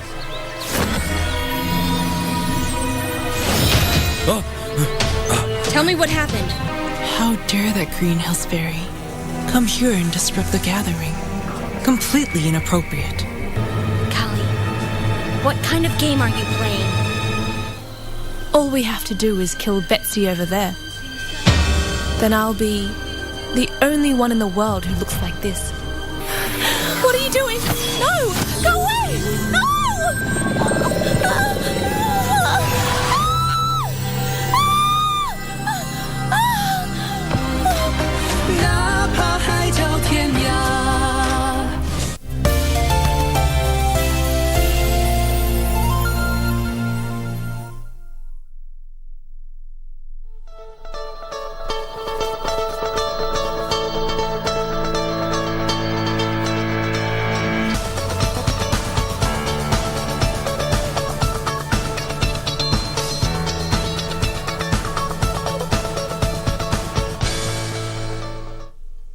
And welcome back. If you're just joining us, this is Good Morning Kenya, and the show on air right now is Eye on Politics. I have three legislators, and we are talking matters national politics. All right, so Mheshimiwa Geoffrey, let me start with you. On this issue, moving forward, what do you really think, generally speaking, what should happen so that we have that level of cohesion in terms of running the affairs of the government, so that we don't feel that there is a crack in between, members of the legislature and the executive, where there's always a very big fight, all years. First, I commend the president for visiting the Rake side, knowing very well that he did not get huge support in that side. It shows his interest and desire to unite the country. And this is something he promised to do. That he's going to be the president of all Kenyans, those who voted for him and those who did not vote for him. I think what the opposition should be doing is to really embrace this kind of gesture from the end of state. That even before him touring to areas where he got maximum vote, very huge support, he's spending his day in Siaya, in Omambe. And he's not only spending his day in Omambe and leave Omambe with nothing. He promises what his government is going to do in terms of housing, and the housing program is going to create many thousands of jobs. And it is the youth, and the businessmen of Omambe, of that region, who will benefit from such kind of business project, a government project. So I think the president is trying all what he can to ensure we have a united nation. And instead, you can hear what the registrators from that corner, how they are dismissing the effort of the president. It's okay. We know they are in opposition. We know they have been gagged for many years by the leader, who I respect very much, Raila Odinga. But I think it's time for that region to rethink of the way of doing politics, and probably, support the government of the day. Or if you're not going to support the government of the day, let them keep distance and see what. Is that a threat? Senator, let me get your. No, it's not a threat. Is that a threat? It's not a threat. Let me tell you. I believe we were getting 30 seconds. It's not a threat. We are concluding. But there are things we need to correct. You'll get your moment for a rebuttal. But I think you should help him not to have. Probably you can take back your words if it. You cannot take goes well. You can't. Which one am I supposed to take? You're out of order. You're out of order. No, you're out of order. We are coming to give our opinions and our views, and I don't think that Senator Gloria, people. You're closing. I believe on this matter so that we can conclude. The president should serve all, and that is what he's trying to showcase. And I believe it was a good gesture for him to start by visiting the regions that are perceived as hostile regions. Also, to assure the people from those regions that government will still serve you, and government will still bring development or national projects to that region. And that is exactly what President William Ruto was doing. Actually, to the extent that he didn't have to articulate the manifesto and the projects that he has in store for that region, but because he probably understood that there is some fear that they might feel marginalized, that they might think because they did not vote for this particular leader, they might not get projects. Yeah. So he articulated the plans that he has for the region. The affordable housing, 2,000 plus 4,000 units, around 6,000 units. He articulated issues on agriculture with the cotton. He articulated even issues on providing the support on artificial insemination for certain breeds. He even articulated in terms of the stalled projects that are there that he's actually going to ensure that they are brought to fruition. And I believe that's a good show, so that at the end of the day, anyone who is sitting in what is perceived as a hostile region for William Ruto should understand that the projects are coming because the president is there to serve all. And I think for leaders in future, it is in your interest to represent your people, no matter which side of the political divide is going. I mean, if an international organization, an international NGO decides to show up in Homa Bay with 24-hour notice and they are going with, for instance, incubators, 1,000 incubators for chicken, will you say that they did not invite me and they did not give me prior notice? No. You will take the next flight to ensure that those incubators are received, that they are given to the proper people. You will be actively ensuring that your people are getting that development. So leaders should understand it's not to practice political obscurity, but to represent your people at all times. Thank you. Yeah. Mheshimiwa Eddie, you're on the floor now. Your mic is on. Yeah, so you gave them quite a lot of time before the break. I didn't respond. Go ahead. They also got enough time, and I hope they'll also listen to me. You have the advantage now. First of all, what I would want to say is that people from Luo Nyanza actually do pay taxes, okay, in this country. So it is in their interest, right, that every single project that the national government is involved in, apart from devolve units, they benefit from them. Okay, so Yes. it is not. It is a right. Okay, so I think that I just want to correct my brother that it is very dangerous to say on national television that if you people of that region you don't want to listen, okay, then be there. We will work in the government. I think that is just a very wrong premise. And then number two that I wanted to say, the president is the biggest embodiment of the will of the people. The sovereignty, the president does not work on its own on its own powers. His powers, just as like us elected members, is delegated at the highest hierarchy of the country by the people. So what does that mean? That means that every function that the president is doing are very well articulated in the Constitution.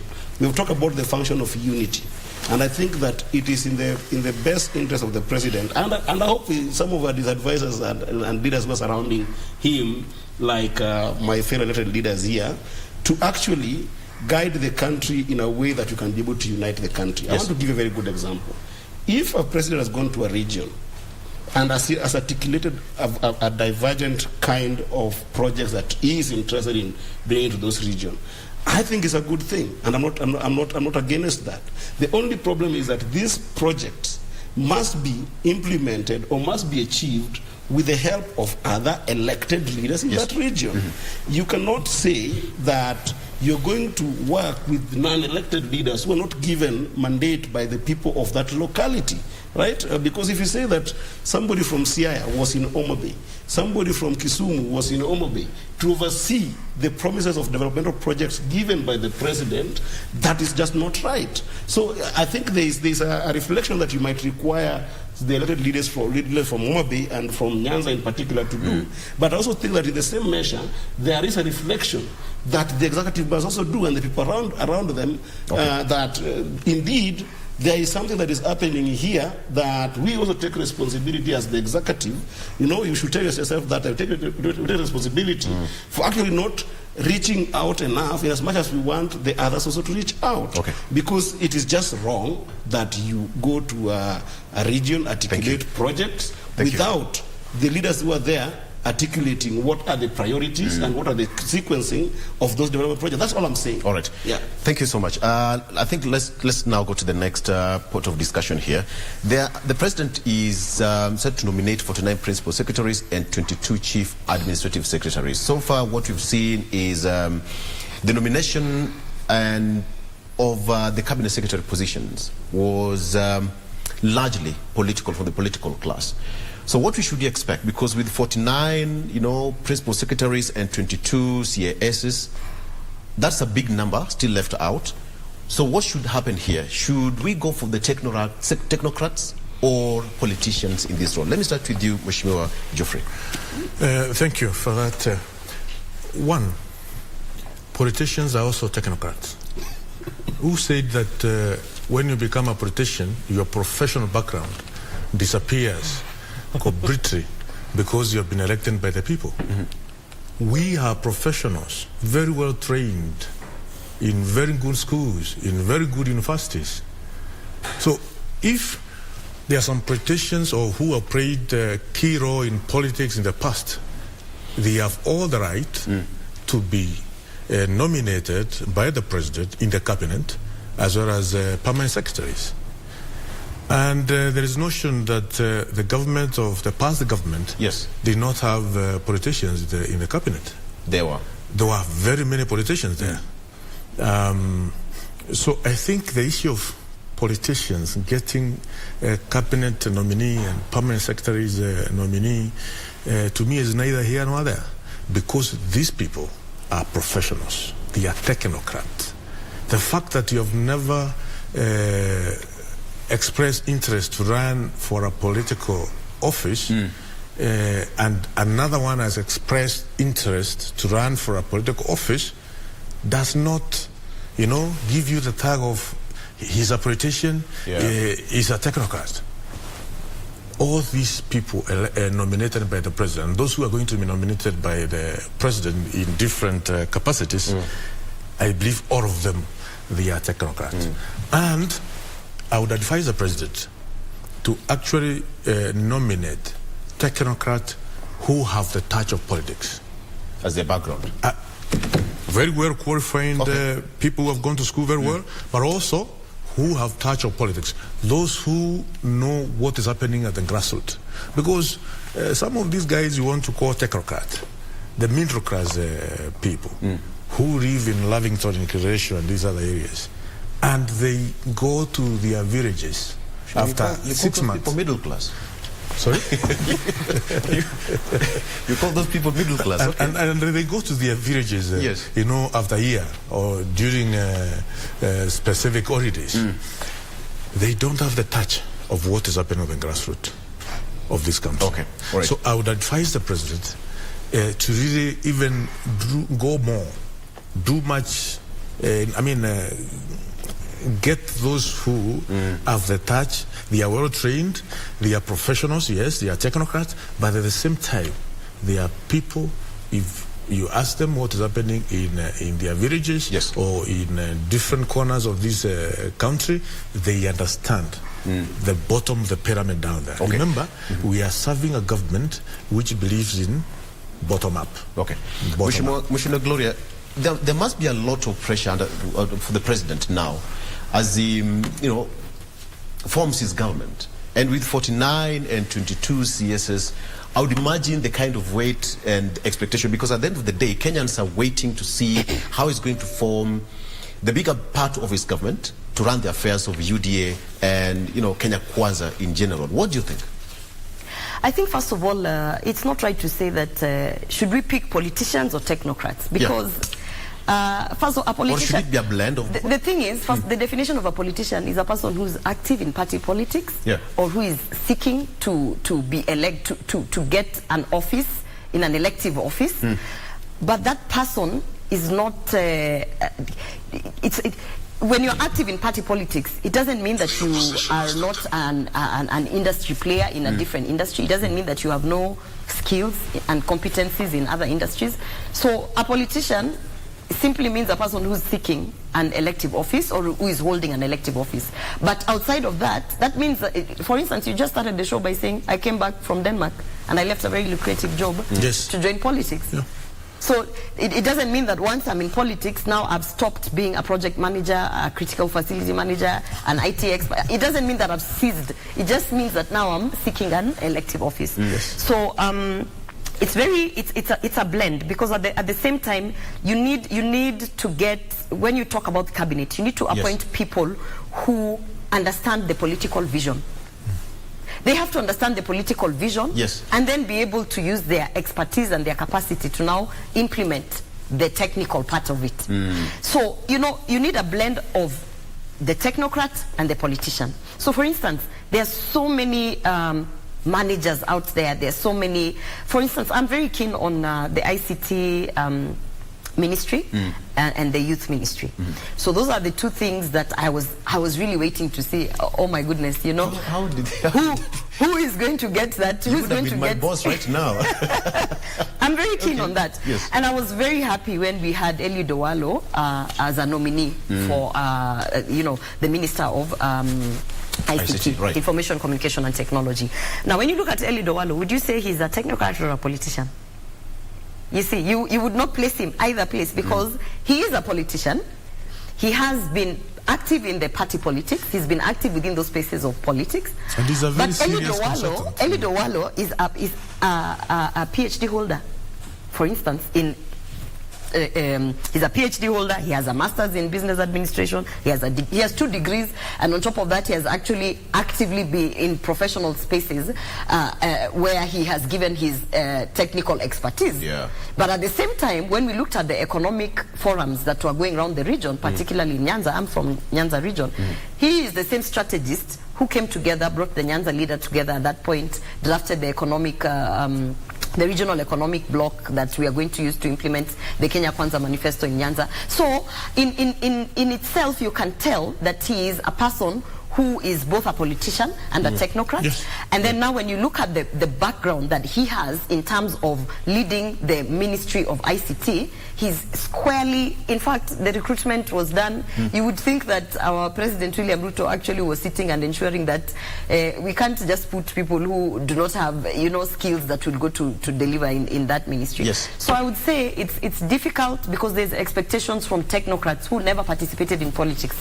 Oh, yeah. But the expectation is there. At this particular the expectation is there. They're like, oh, I'm the MD of so and so, I'm the director of blah blah blah. But were you part of the political vision? No, you were not. So therefore, yes, you have the capacity to deliver with the tech, the skills that are needed to now when you're talking about information and communication and technology. Yes. But do you have the political vision? Do you know what it meant for the bottom-up economy? Do you understand that the Hustler Nation came from somewhere and they're trying to take this country? So the political vision must be a very delicate act to balance from absolutely to pick a government. And I believe that's one of the reasons where we fell short with the 4 women. Okay. That's because there are women who are there, who are actually capable, who are technocrats, they have the professional capability, but they have no clue about the political vision. All right. Yes. Yeah. Let me get your point, Senator Eddie. When I get to this kind please don't spoil of debates. Allow Eddie. When I get to this kind of debates, to me, I look at my country as a young person and where I want to see my country in the next 70 years. When we are all old and bent double and we have served all our political, functions and stuff, what is in this for the common mwananchi? Where do we want our country to be in the next 70 years? And for me, this is where the value of humility comes again into the idea of advising and soliciting advice to the president. Is that at a time that we are forming a cabinet like right now, there are 2 things that are happening. There is a serious pace of change in the world that we must compete with in order to actually be able to create opportunities and jobs for young people and women in this country and people who are struggling. And most importantly, there's a lot of crisis that is going on in the country that this crisis, you must find a way of arresting them before they become bigger crises. So if you look at the cabinet formation, the spirit of the Constitution, when we talked about you should not when the desire of the spirit of the Constitution was that you should not have politicians being in cabinet. It is not a question of just being a technocrat. Okay? I want to get this very clearly. It is a question of if you are given a role at an executive level, because the Constitution was very keen on making sure that the different functions of government are truly independent. And one of the things that consolidates independence in the executive is the idea of making sure that you have got people with no vested interest. It's not about being a technocrat. It's about avoiding politicians, because politicians by nature have got serious vested interest. And the moment we cannot overcome vested interest in our governance, my brother, the country cannot move forward. Yeah. We have seen this a time without number, whereby the difference between the private sector and the governance in the country cannot be separated, because we end up having people with vested interest in cabinet ministries and in very key decision-making areas, to the extent that there is no proper business going out to the private sector. People want to do business within government. Okay. Assume you're sitting with the president, where he's drafting his cabinet and coming up with ideas. What would be your idea or your input to the president in that position? My input will be for him to make proper and good decisions. He should look at not just qualified people, but people without vested interest. For instance, right now, we have got somebody like David Churchill, and I'm not criticizing people. I'm just being factual. Who has been put into to guard the energy ministry. Right now, a typical Kenyan, right, is really suffering because of the energy crisis across the globe. You need a mind that has been, even in the industry with experience, to be able to solve the question of energy. The president, as we speak right now, is grappling with the issue of should we stop the subsidies, which he has done, or should we maintain the subsidy and put it in the right place? We know the vested interest that is with the oil marketers in the global scale. We know there are people who have used tax breaks to companies to be able to actually deal with this issue of energy. But then you put someone who has never had experience in that sector. Honestly, what are you doing to solve this crisis? Another one, just to finish, is a nomination of, I think, it's called Ezekiel Bachogu, who was nominated as the Minister of Education. I mean, the country is struggling to change the curriculum of this nation for the third time. In places like Europe, places like the US, when Horace Mann came with a program for education and curriculum for education in the United States in 1700s, it has never changed, yet they've got the best quality of education. Finland, the same.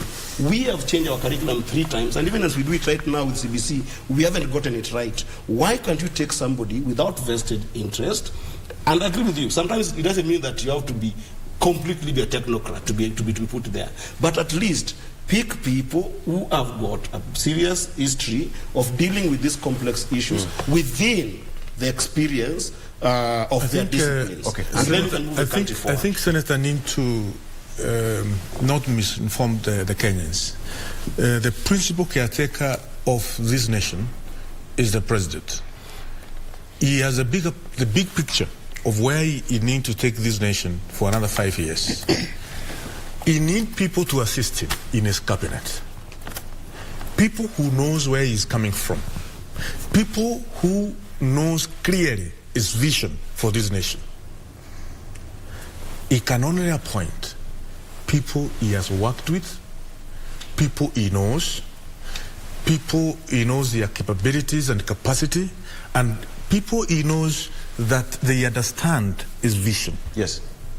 He's talking about nominee Churchill. If we have one of the competent Kenyans in many fields, in ICT, remember he served as a Minister of Energy in 2013, okay? And because of some internal politics, he was kicked out. Not because of incompetence, not because of any wrongdoing. So the person to take this country forward is the president. And the president needs people who ensure that they understand his vision.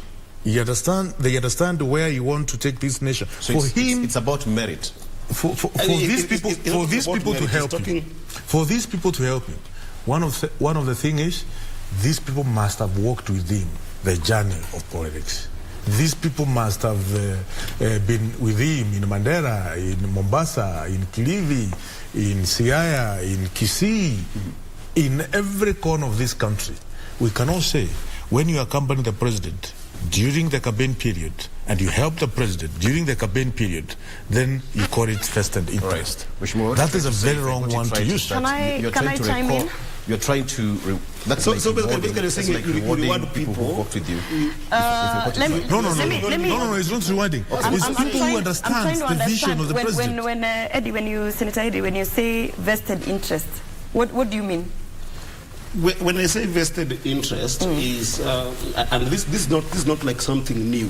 If you really follow the politics in the African continent, this is something that is always there. What do you mean by vested interest? The idea that the people that you put in government serve, and he has confirmed it, serve your personal goals and your personal vision. So for you, vested... No. But the president, the president has the vision for the country, not his own vision. It's the vision of taking this country forward. Gentlemen, Senator. Okay. Like now, I have a vision for my constituency. Let me, Geoffrey. You asked me a question. I have a vision for my constituency. The president has a vision for the country. I'm the one who asked the question. I haven't answered. You want to answer? No, you've answered. You've said vested interest is that their interest is to serve the person that gave them the job. Yes, and I'm trying to say... I haven't finished. Oh, you haven't finished. I haven't finished. What I'm saying here, Gloria... Because I have a point there. Thank you. What I'm saying here is this. The provision by the Constitution to be able to form 18 to 21 ministries is based on assessing the needs of the country and the challenge that the country is facing. Yes. To the extent that when you choose to put a ministry of devolution, as the president did in the past government, is also an opportunity to build capacity for devolved units. That's an interest of the country.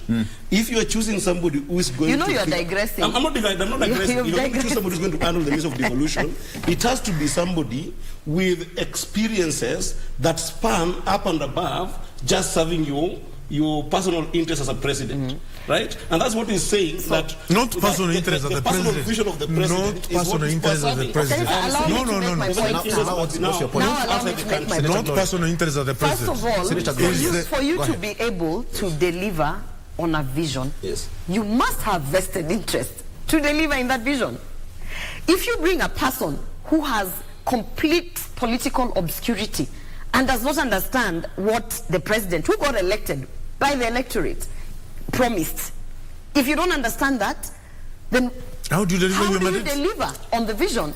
Now, the second thing, let me complete by saying, vested interest, I could be having vested interest on a personal level. I could be having vested interest because I support a certain coalition. I could be having vested interest because I believe in the hustler nation, which is a theme of something that we are trying to sell. But you cannot say that we need to bring people who have no interest at all, who have obscurity. Because what we sold to the electorate as Kenya Kwanza was actually based on vested interest. We went out there, we had promises, we signed charters with the youth, we signed charters with the education players, perhaps, we signed charters with women. Senator, you meant something different from vested interest. I'm trying to clarify. Interest. I think that no, because I'm not done. Senator, you're out of order. I'm not done. The point here being, that person, first of all, one, must have worked with the president. Because where we are at as a country, we don't have time to start finding out which compatibility can work and which... You must have been able to understand, this is how President William Ruto works, this is his vision, and I am completely vested in ensuring that we deliver on his vision. You don't need to be taken on attachment. So at the end of the day, at the end of the day, we know that ministers... We know that ministers... You can't respond when I'm not done. We know that ministers are political appointees. We know that. They are. It is there as much as you want to separate and ensure, and that's why President William Ruto said he would like to have those ministries accountable by ensuring that the ministers can be able to be called to the National Assembly, to the Senate, to be able to interact directly with the legislators, to be questioned. And that is now where you have the independence of the two, because these are political appointees, but they must deliver to the task that they have. And how do you put them in check? You bring them to the floor of the House, you question them on the things that they're doing, you question them on the budgets, you question them, whatever it is, those committees we are forming this week. So at the end of the day, they must have vested interest in the vision. Allow me to take that as your final remarks, because you see the director on the floor, which means things are thick. Yes, Eddie, go ahead. Can I just say this, my sister and my brother? Yes. The presidency is not there to serve a coalition. Once you're elected a president, you must move up and above a coalition of parties that brought you. It can form the substratum of your vision and your visioning of the country, where the country should go. That's not a problem. I appreciate that. I appreciate that the fact that Azimio did have a manifesto with which we bring it as a rubric to be measured by the people of what we're going to do for the country. The same to the president. But once elected and taken that office, you must be able to rise above that and overcome the challenge of what I call vested interest, which is personal interest that are small interests of individuals within the coalition. Honestly, I even now feel empathetic to President Ruto. He seems to have been held captive from what my brother Reason being, there's nothing like that. Let's not. I haven't finished. Let's not have some allegations. No, you have to we are running out of time. This is why I'm saying this, and they keep on cutting me. Yes. This is why I'm saying this. If your best people can come on national TV, elected and nominated within the DNA of Kenya Kwanza, can come on TV and say that the people who you ran with in politics and who you went with around are more deserving than other qualified Nobody Kenyans has said that. He has said it. To be able to be nominated as ministers. When we saw the President Uhuru Kenyatta having people like Matiang'i who have never been political trained. He messed this country. Matiang'i messed this country completely. Take it away, please. It's a new regime. It's a new regime. This is my time now. Senator, please, Senator. Mheshimiwa, 30 seconds, kindly. You have a disadvantage of time. 30 seconds, kindly. I don't want to lose my job because of you. Thank you. I think I'll give an example. Sure. I'm a elected member of parliament. And the elected member of parliament constitutes a constituents office and put in people who he thinks that they are going to help him in running the constituency. Do you want to tell me I'll go and pick people who have never, we have never worked with them in the constituency, people who don't know my vision, you strike a balance. People who don't know what I promised the people of Bear North.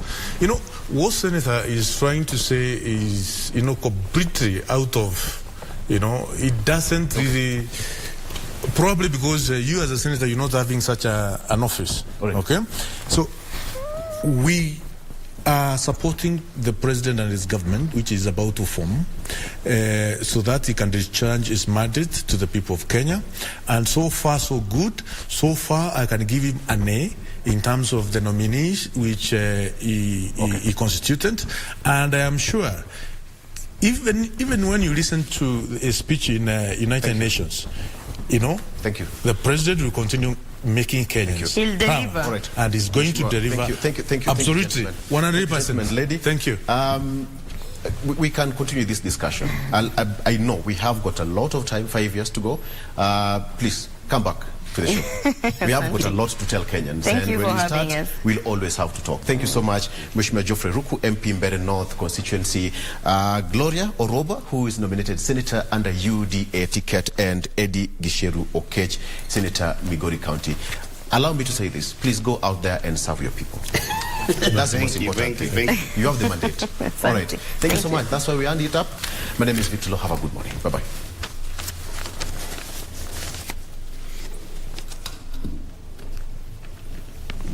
Okay. Eddie, what are you trying to say? Now,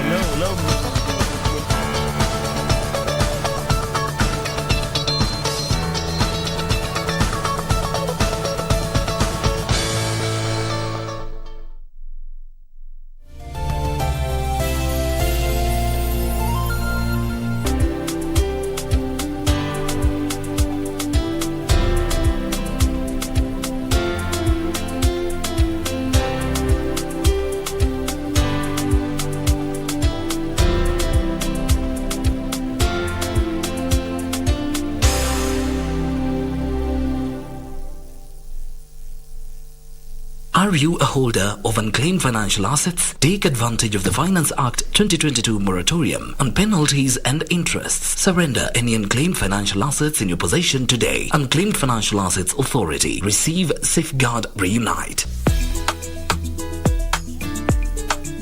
Hiko mtu mimi anaona anakuja kuharibia mimi, anakuja kunimagia unga. Hii ni chapati, ni mbao ama ni nini? Wewe ndo uko na wife. Unachuaga sinaga mtu, kabaki mkiwa mambosha. Hiki kitu mko interesting. Ni nyanya man. Sijui ni nyanya na. Babes.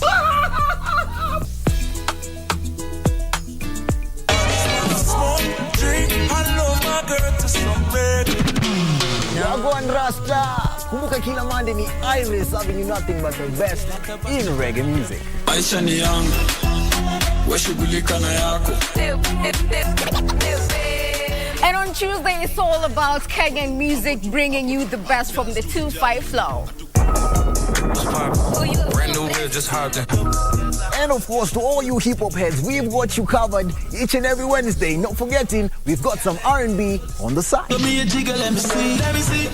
see the woman that is with me. Now, every Thursday, tunavuka border across Africa to bring you nothing but the best for Afro Thursday. Ready for burn up warning, someone's playing. And on Friday, we do it live with me, Emily Mbai. And me, DJ Koljax, on the ones and twos. Not forgetting DJ_Lizadiva Pale Pia. Make sure you get interactive from 4:30 to 6 p.m. Hashtag KBC Club 1.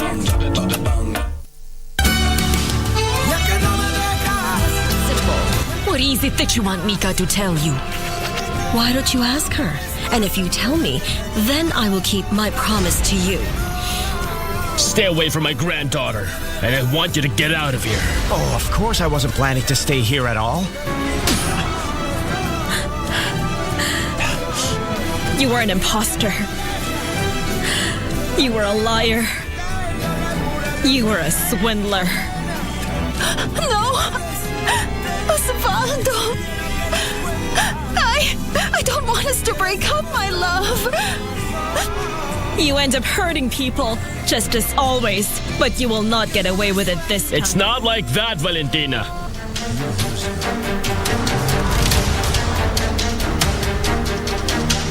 Valentina, let me explain to you. Valentina!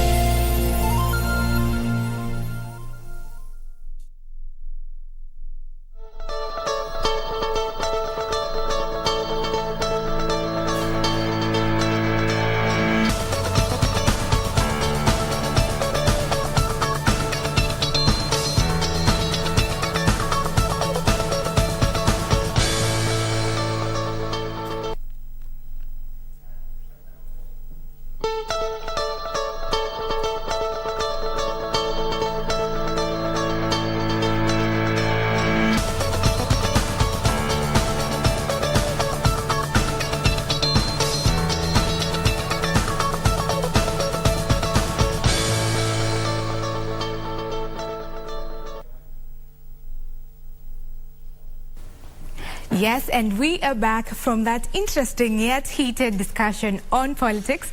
Now we move on to other matters. We want to know why we need to be thankful after having peaceful elections in the country. And for that, I am joined by Reverend Olang and Pastor John Magangi to help us with this conversation. Thank you very much, gentlemen. Help me understand, why is it important for us to have this conversation on, the upcoming event on matters peace, being thankful for the peace that has been there. Pastor John, you can start. Yes, well, thank you very much, Stephanie, for the opportunity to be here to share. The scripture is very clear. God's word clearly tells us thanksgiving is a way of expressing our worship and our appreciation to God. We don't want to be a people who come and we ask and we ask and we ask and we ask, but we never come back to give thanks.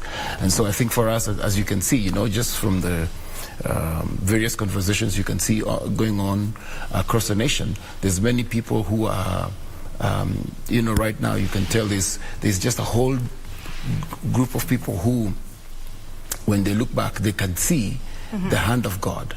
God has been merciful to our nation. And so it's very important for us to just take time to say thank you to the Lord. All right. Yeah. Thank you. And Reverend Olang, your first name is a tongue twister. Maybe you'll mention it as you answer. As you answer this question. So we had an event. You had an event in July, just before the elections. So how different is this particular event? It being a Thanksgiving. Well, thank you so much for hosting us today. The event that we had in July was after we had done a national peace prayer caravan. So when we were completing the national peace prayer caravan, we also came into Kasarani to finish the journey of the Peace Prayer Caravan. And while we were in Kasarani, we saw that it was important that we have another more inclusive event that will bring more stakeholders just before the general election. So that is why we had the last prayer in July, just some few weeks towards the election, to make sure that we have done our part well and perfectly.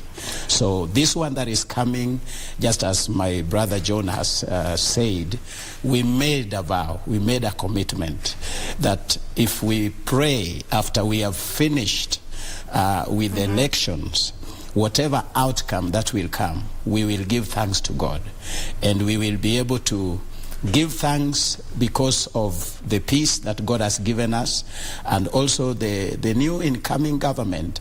As a nation, we must be appreciative, because there are nations that go to elections, by the end of the day, they don't have a government. Today we have a government, so we are obliged to give thanks to God for what He has done to us. All right. Very interesting. So now on that 3-day event that was there, you've mentioned some of the things that you were praying for, and was it all accomplished? What are the things that we need to be thankful for as a country? One of the things that is very, very prominent is the peace. You see, we've been in this nation, picking it from 1992, general election, coming up, down memory lane, you can see that every election, there were land clash, there were tribal clashes, there were chaos, there were street fights, there were ethnic killing. Every 5 years we have had that. But this one is unique because even though there are pockets of some few things that took place, but this one comes out uniquely as one of the only unique elections that we have never had any kind of hulabaloo in the nation of Kenya. So we actually need to thank God for this, because you, the media people and the international media, wherever we come closer to the general election of Kenya, the media houses are preparing their people, because they know we will need a lot of coverage, because there will be pockets of fightings and hulabalus everywhere. But this time you could see media people sitting down because there is nothing to cover. People are quiet and they are saying we are waiting. And we thought maybe after the Supreme Court it would happen. It didn't happen. And somebody may say that it is just the Kenyans. No, we know that we prayed. And we went throughout this nation to the 47 counties praying, and we have never done it like that before, and we thank God that it came out with a great result. Okay. Yes. So indeed, we all put as a country, we had God at the center of it all, and it's time to now pay the debt, because God answered the prayers of having peaceful elections even after the general election. So are we seeing a mature democracy from what we have had, this being the most peaceful election since 2002? Yes, I think it's proper to say that we are growing. We can say that we are growing. Maturity comes with the ability to take responsibility. That's how we define maturity. Maturity is the ability to take responsibility. So when you look at how the nation of Kenya has handled itself, you're talking from the IEBC, you're talking from the Supreme Court, you're talking from the electorate, actually mainly the people on the ground. And even for the body of Christ, I must say, the body of Christ taking that responsibility. I don't know, Stephanie, if you noticed, but a lot of people, everybody was praying, man. Everybody was praying everywhere. I mean, every town, every city, there were keshas, there was morning glory, morning prayer, lunch hour, everywhere. People were praying across the nation. And like my brothers mentioned, there were other teams that went across the nation, praying and asking God for grace. What is that? That is taking responsibility. We are taking responsibility for not only the peace of our nation, but even for the destiny of our nation. That's maturity. So it's democracy. Are we seeing a mature democracy? I believe so. Because the more the ability, I mean, the more we have the ability, the more we exercise the ability to take the responsibility we need to be, to express ourselves peacefully, democratically, then we can say we are growing democratically. Okay. So, yeah.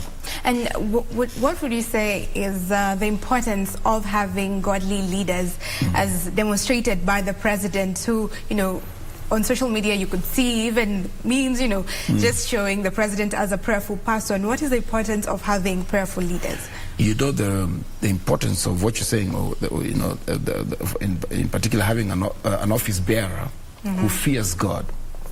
We see that all through Scripture. We could take the time. Can I preach? Maybe I shouldn't. Well, I can't take the time to preach. But if you look through the Scriptures, look through the book of Kings, look through the book of 1st and 2nd Chronicles, 1st and 2nd Kings, you see there very clearly begins, such and such king feared God. And then you see the nation was in peace and the nation prospered.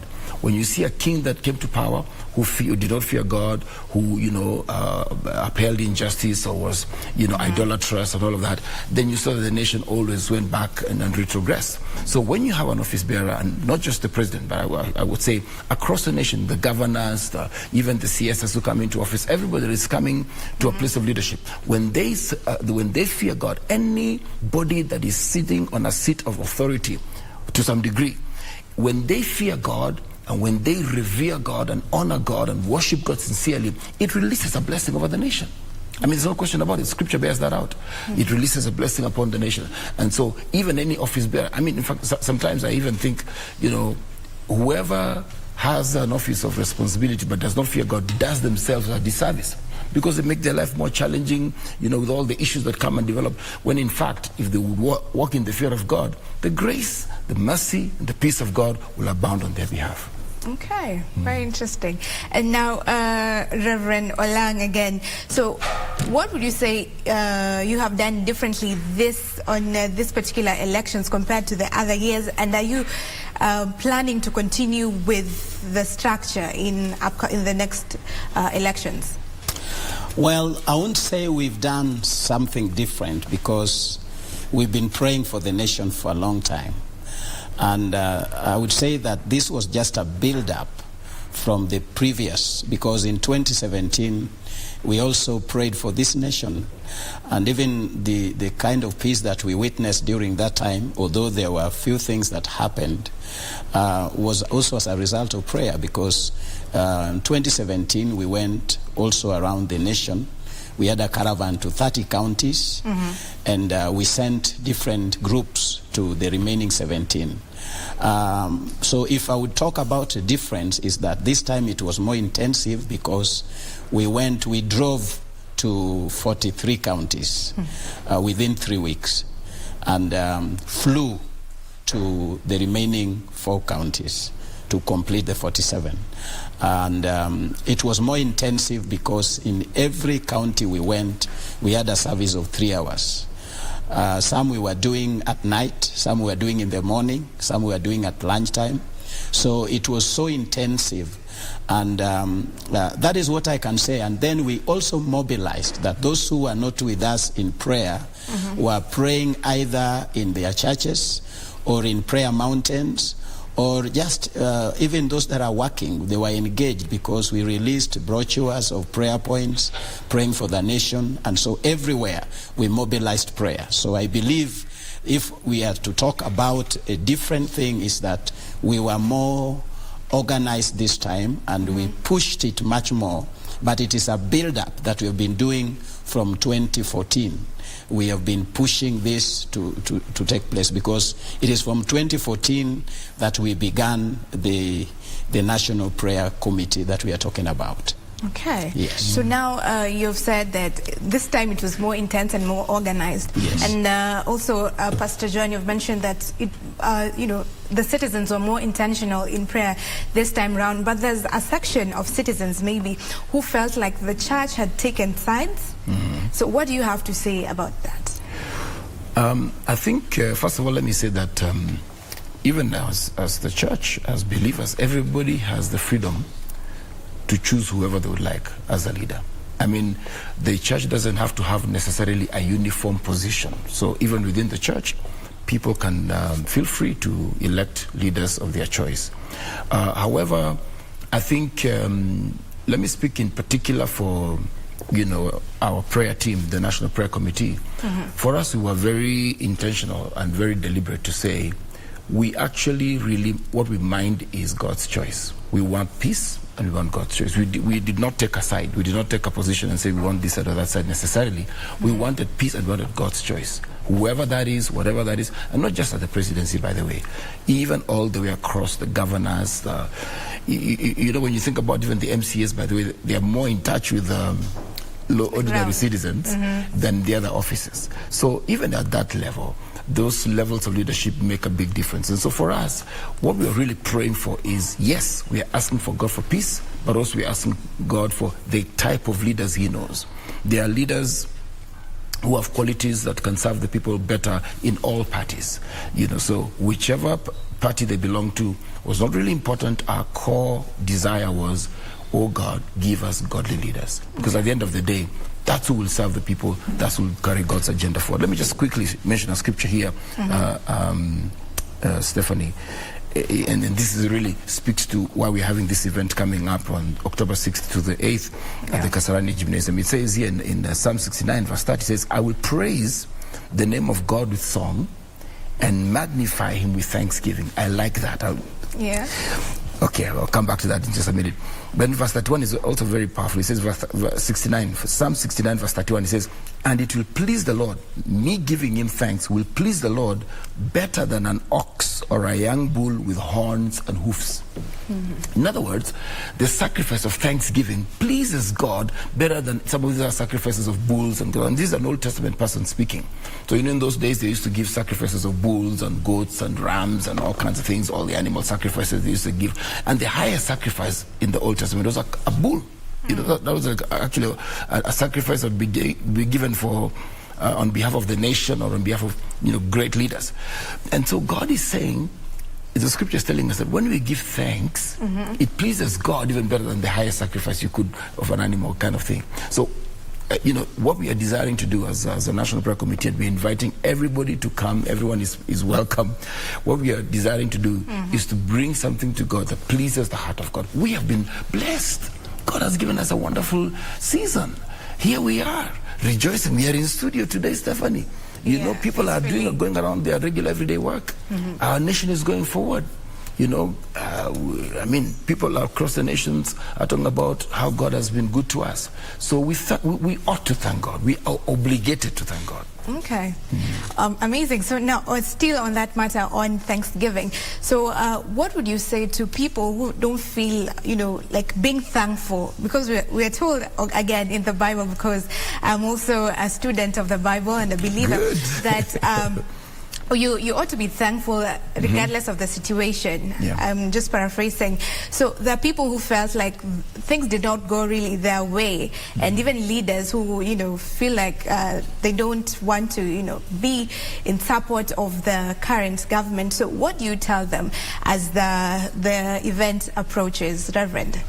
Well, we know that the nation is almost divided in the middle, in terms of those who thought their candidate did not win, or won but did not get the seat, and the other side. And those who felt that it did not favor them, feeling hurt. And you see, one of the things that is important, what you have just said, the scripture says, give thanks in all things, for it is the will of God in Christ Jesus, our Lord. Now, in all situations, we are required to give thanks. Now, thanksgiving is actually the password that pushes you into the presence of God. That's right. Psalms 100 verse 4, the Message translation put it as the password. It says, give thanks. When you give thanks, it opens the door. In the old tabernacle, we had the outer court, the inner court, and the holy place. And so when the Israelites came, they were coming with thanksgiving. And it was now that thanksgiving that opened the door for them to have a conversation with God in the Holy of Holies. Now, it is also important for those that are hurting and wounding to give thanks to God, because we are still alive. Any mistake will be corrected. Whatever has happened, we are not dead, we are alive. It's only that what we expected is what did not happen. But now, giving thanks will give them an opportunity to come and have a conversation with God, and will clear their mind to evaluate and look at what is it that we did not do right, that did not enable us to get to where we are. And when we give thanks, it also brings healing into the soul, because you will realize that 75% of sicknesses is just because of the stress and that thing that you put inside your heart that you don't want to let it go. But if you release it, which Thanksgiving gives you the ability to, because Thanksgiving will make your soul to be merry, will make you to talk, will make you to have a conversation. If you are going to give thanks, then it's going to open you up. So my appeal to those who feel that this is not the right time to give thanks is that let's just give thanks to God, because the Bible says in all situations. Then it will open us up for another page wherein we have come into at this particular time. Nothing is lost. We have a government. It is just a time of evaluation.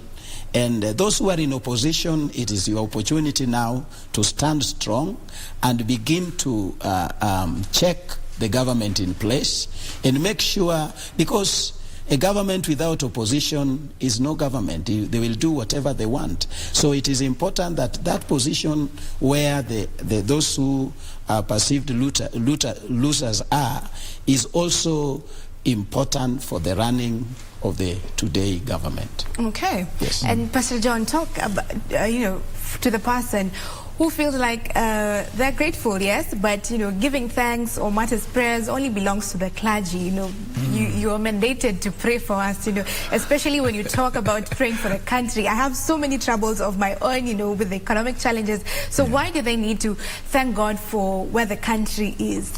Well, number one, without peace in a nation, you don't have a country to live in. The life that we live on an everyday basis will not be lived without a place to live it at. So we have to have a home, first of all. We have to have a home from where to operate. And so for that, even for that one thing, even if you don't give thanks for anything else, the fact that okay, what's the alternative? To be a refugee? To be running around? To be homeless, to be displaced, to be hiding in the bush because there's gunfire everywhere? That's not a good alternative. And so, yes, we have personal issues, of course, but we sometimes need to just push those to the side a little bit and say, you know what, I'm thankful to God. The fact that we even have a peaceful nation, that's important. So that's the first thing I would say. But then the second thing is, let this be an example of the fact that when people pray, God answers. Like we said, a lot of prayer went up. So this is a manifestation of the answering power of God. God answers prayer. There is evidence, and it's national. We can see it. So if God can do this at a national level, certainly he can do it at my personal level. So I think we should look at it more as an encouragement, of the fact that God actually answers prayer. And so if God has answered this national prayer, my answer is also on the way. God is on the way to answer my prayer as well. So yeah, so I think that's what I would say. I remember, just to quickly mention this and then I'll give back to you, but if you look at Luke chapter 13 actually, where Jesus heals 10 lepers. Yeah. They were all having struggles, issues, so he healed all of them. And then the Bible says that only one of them, when he discovered on the way going out from the presence of Jesus, when he was going away, he discovered he was healed. He came back to give thanks. And it's very interesting. The Lord Jesus asked a question. He said, were there not 10 healed? Where then are the other 9? Which means thanksgiving is important to God. It's like God is like, mimi nimekusaidia, nimekufanyia jambo fulani ambalo nimekubariki. Yani hata asante peke yake, hata asante tu. Hauna. Kusema tu asante tu. Hata asante peke yake, yani hata hauna asante. Yes, okay. So you know, it's important. It's important that we give thanks to God. So it's the will of God for everyone to give thanks when God blesses you. And how will this, Reverend Olang, help the country, you know, with just having thankful hearts and positivity? How will it help the country move ahead to be better, you know, in the building of the nation? Positivity is sanity. And a thankful, a cheerful heart, is like medicine to the entire being. That's true. And so the heart of the nation is the heart of the people. A sick nation is because of the sick people.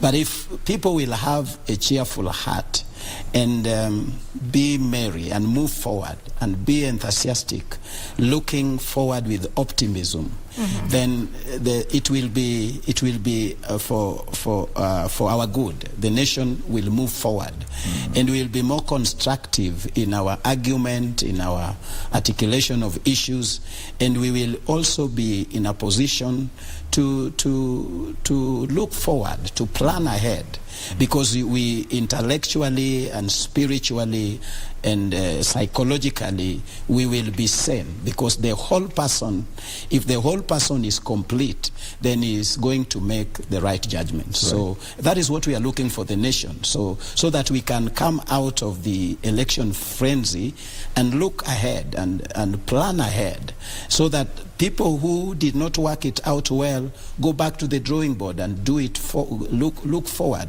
I know there are those who are saying, oh, peace without justice is not peace, and there are things like that. But there comes a time that you just swallow it. It is a bitter pill, but you go back to God, because God allowed this to happen, and that is now where the sovereignty of God also overshadows all many other things, because God is sovereign. There are things he allows, and there are things he allows as a perfect will or permissive will. And one thing that we prayed about, God, don't give us a leader in your anger. Give us a leader that you think will be perfect for us. We prayed that a long time. And so we want to believe that we are moving forward, and God has given us that which is good.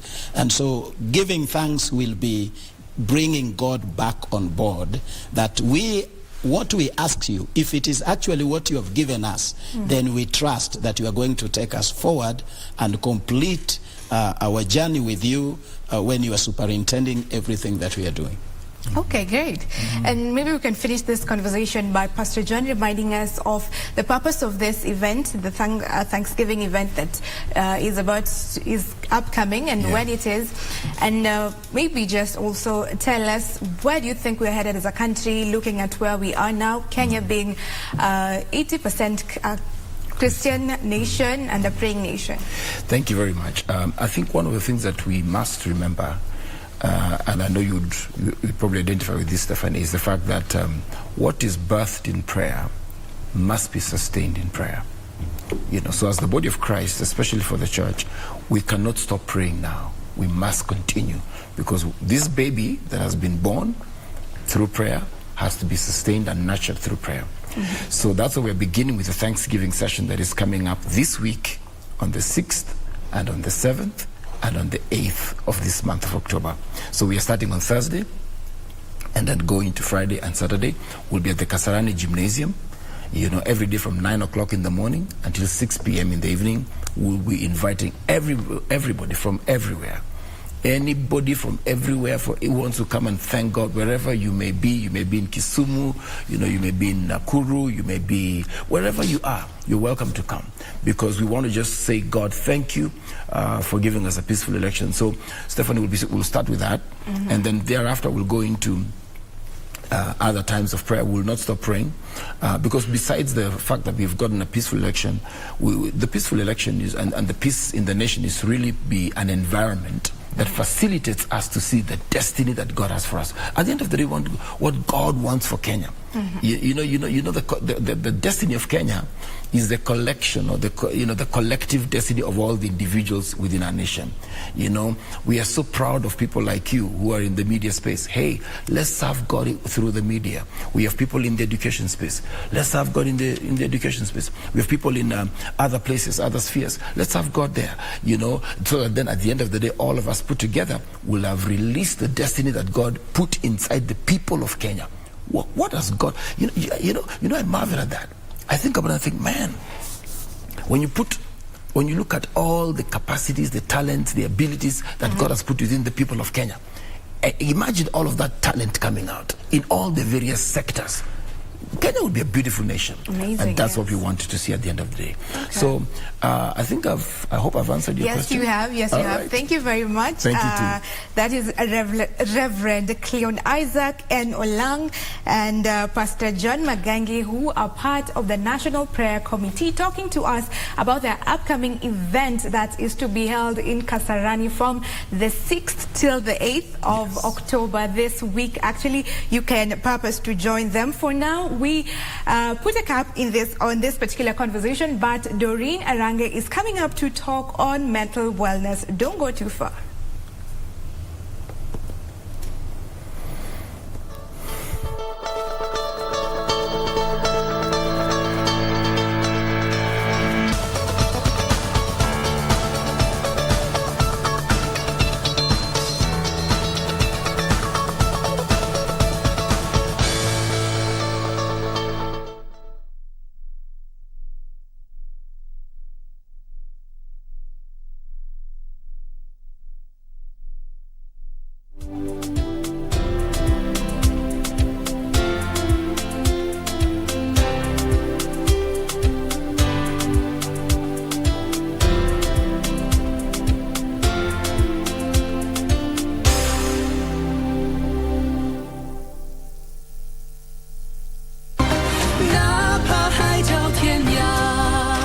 I've been looking into. I've got something.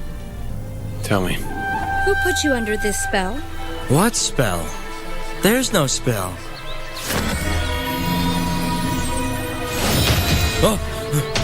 Tell me what happened. How dare that Green Hills Fairy come here and disrupt the gathering?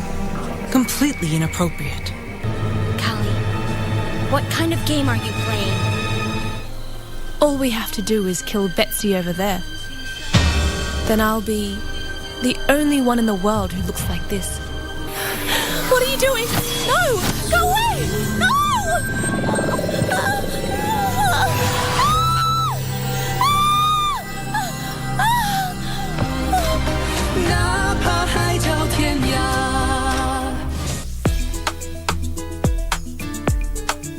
Iko mtu mimi anaona anakuja kuharibia mimi, anakuja kunimagia unga. Hii ni chapati, ni mbao ama ni nini? Wewe ndo uko na wife. Unachuaga sinaga mtu, kabaki mkiwa mabosha. Hii kitu mko interesting. Ni nyanya man. Sijui ni nyanya ya nani. Babes.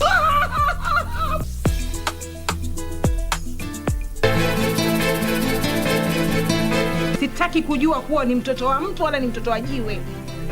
La msingi sitaki kusikia hata jina lako likitajwa katika hii nyumba yangu. Mimi nakwambia huyo Kahindi na ile tumbo lake leo tanikoma. Kahindi. Ningi chooni kwani na maradhi chooni mimi. Lakini starehe yako wewe kuja hapa na kusikia harufu ya choo. Check. Kana iko wapi? Sikuwa na raha walipokuwa wanakushuka.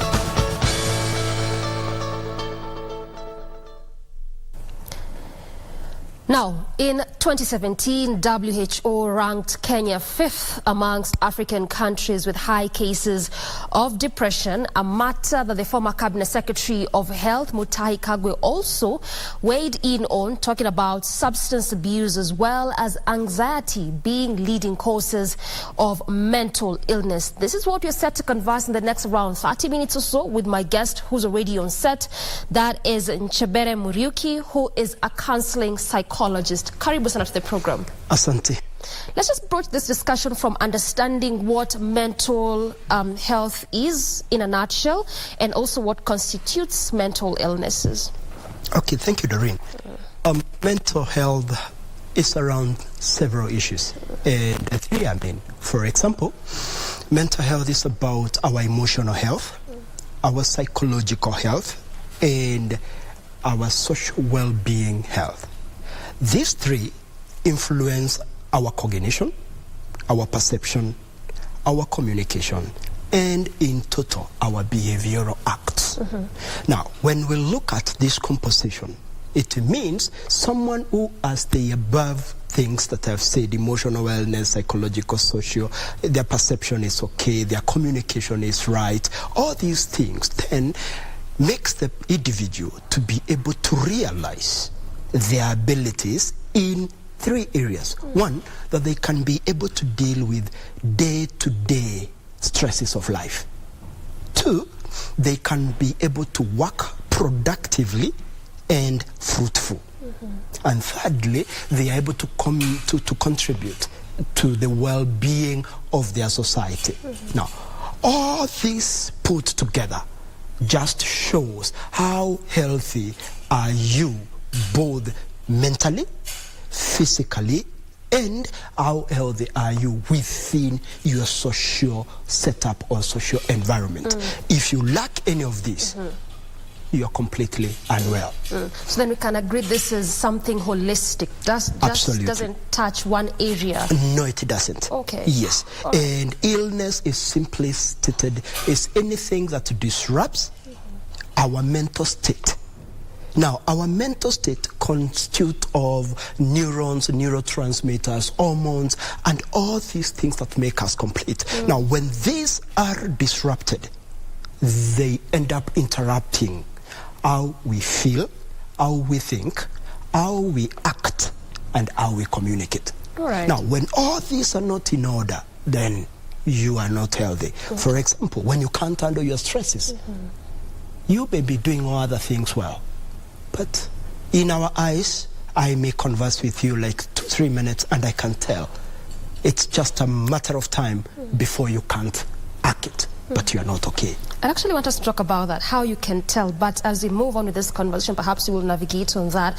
But even as we talk about that, there's one specific demographic I'd want us to touch on, which I tend to feel that oftentimes that are perhaps, given the seriousness it deserves when it comes to dealing or talking about mental wellness, and these are the elderly. I mean, when you just look at perhaps the 2019 census, I mean, it puts that number as really rising, and perhaps those that live in the urban centers only, they're about 10,000 plus. Just talk to me about this demographic. Why don't we oftentimes think that mental issues could be something that would always affect them, and then we oftentimes keep thinking that it's just old age? So you deal with it. One, mistake number one is the perception that we have already created and ran with, that mental issues are only for the old. These things can affect a young person as early as 10 years old. Now, let me stick to what you've asked me. One problem that we face, old people, is the moment chronologically you hit 55, you enter into a phase of biological changes into your body. And this is a fact of all human beings. Now, you notice most people after 55, they develop what we call somatic problems or somatic pains or disorders. This is, they wake up and raise their arm like this. It's aching. Everything is hurting. Now, away from that, they are emotionally neglected. For example, at 55, if I was working at KBC, the management and HR will start reminding me, it's time to exit. Start preparing. Thank you. What does it click in my mind? I am old, worthless, and unwanted. Now, remember my first statement that for you to be mentally healthy, you need to be able to work productively and fruitful. When you're told go, are you contributing to your community? Your mind already enters into a state of panic and anxiety. There is no other major problem as anxiety, because you are uncertain of yourself, your future, and what you can be able to give or produce. Now, remember, human beings are relational. What do I mean with that? For you, you are relating with your colleagues here, and you feel important, appreciated, and contributing to the well-being of the nation.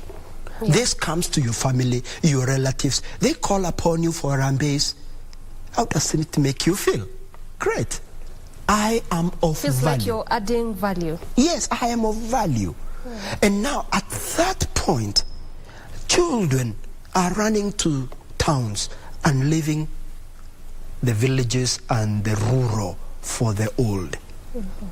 They also enter into a state of refusal to accept that where we are, it is time for us to be able to help ourselves. Now, that becomes the start of a journey of old people suffering from mental issues. And that's where you find people who are elderly, 55 to 60, after 65 onwards, their memories start failing them. It is not because they might be suffering from serious mental issues, but they have already registered in their mind, tumeseeka, mimi kasi yangu imeisha. Now, when they lack things and people to encourage them, how often do we visit them as children? How often do we call them? How often do we take our grandchildren to play around with them, to give them a meaning of life that it is not yet over? Okay, I hear you. I was just noting down some of those things that you talked about, feeling neglected. How often do we encourage them, visit them? I mean, you're living at a time where the first thing that comes to your mind is, how will I be able to be productive, even in my own capacity, to at least make ends meet? I mean, it's tough economic times, such that the minute you start thinking of visiting the elderly, it could be the last thing in your mind. And just as you rightfully put it, it is a place where all of us, at the end of the day, have to get to. Absolutely. You know? Absolutely. So then, how do we avert the situation? Is it a time where we need to start thinking of perhaps building more homes for the elderly, to keep them there? Because again, also saying that you take them to the rural areas, who's going to be taking care of them there? And they're still also suffering from these mental issues. Thank you, Doreen. First and foremost, I am against homes for the aged. I go to do therapy sessions at the one at Wayakiwe, and it's unfortunate. It's not a good thing. It's not a good thing. Number two, yes, we are in a race, we are all busy. But I want to say this: the best medicine for this is not to time manage, but rather to manage our minds. When you manage your thinking, when you manage your mind, you will have time. Thirdly, it is a state where you realize, my parents worked hard for me to be where I am. Sure. Have you finished with the pain, maybe, of childhood that you are carrying? Have you ever forgiven? Have you let go? Pain can stay with you for as long as you live. This is a common statement I always hear people saying, I moved on. Thank you. Because you can't be static. However, have you dealt with your unconscious mind? Have you dealt with what was stored there? Because if you don't, you will move. But what are you carrying in your movement? it is time for us to come to our senses and appreciate. It is time for us to give back to people who were there for us. Have you ever heard this statement? One parent can raise up 10 children, but among those 10 children, they can't be able to raise, just help one parent. It's a question of attitude. When we change our perceptions, when we change our perspective to realize, I am because they were. Now it is my moment for them to be because I am. Life is a cycle. It's a cycle. And we will always be in that cycle. And remember as well that in this cycle, there are permanent milestones that we must all pass through. In other words, I'm saying, Doreen, you'll be 55. Prettier than you think. Not at some time. Prettier than you think. So it is time for you to realize, how am I taking care of those who took care of me when I was nothing? It's their time because they are nothing. They are where I was. We have just exchanged. Exactly. Yeah. And I think it was important for us to just dissect that demographic a bit, because I mean, oftentimes when you talk about mental illness, we are so quick to think of the adolescent and teenagers, and we really forget about the older person. And we just think, I mean, you're old, just be there. We'll support if we can. If we can't, you know, you've lived your life. But I think it was important to just talk about that a bit. Yeah. There's also that aspect of the law. And we are appreciative of the fact that the mental health bill was already a serenity law. That was this year in June by the former president. Of course, it took quite some time because it was in Parliament for 4 years. National Assembly, Senate, National Assembly, but finally it is now law. And the biggest question is that there's always nothing wrong with putting pen on paper. Our laws are always very clear and good. Policies are always up to par. The challenge is always in the implementation. Speak to this matter. Well said. Who implements? Who writes? When we lack goodwill between the drafters and the implementers, then we have lost it. Okay. Because for sure, the problem is not on the laws that we make. The people. So the laws are always good, eh? They're always good. Okay. But now the people who implement them will decide, no, we will not do this. We will first of all take care of ourselves. And I am one of the people who are so happy because we have now a body that is being worked on as the psychologist body, which will address so many things that we have spoken about. But honestly speaking, those who are charged with that responsibility to work on those laws so that they can be followed, so they can trickle from up here down to the villages or to the person who needs it, then that's where the rubber meets the road. Would I castigate them here? No. But there needs to be done a lot. There needs to be a lot of effectiveness in doing these things for the betterment of the people. I always look at it this way, Doreen. When you are given an opportunity, a chance to serve humanity, do it with a zeal. I look at it as a godly given chance, and therefore, self comes last. But that cannot come when you have not had an opportunity of identifying and awareness of yourself.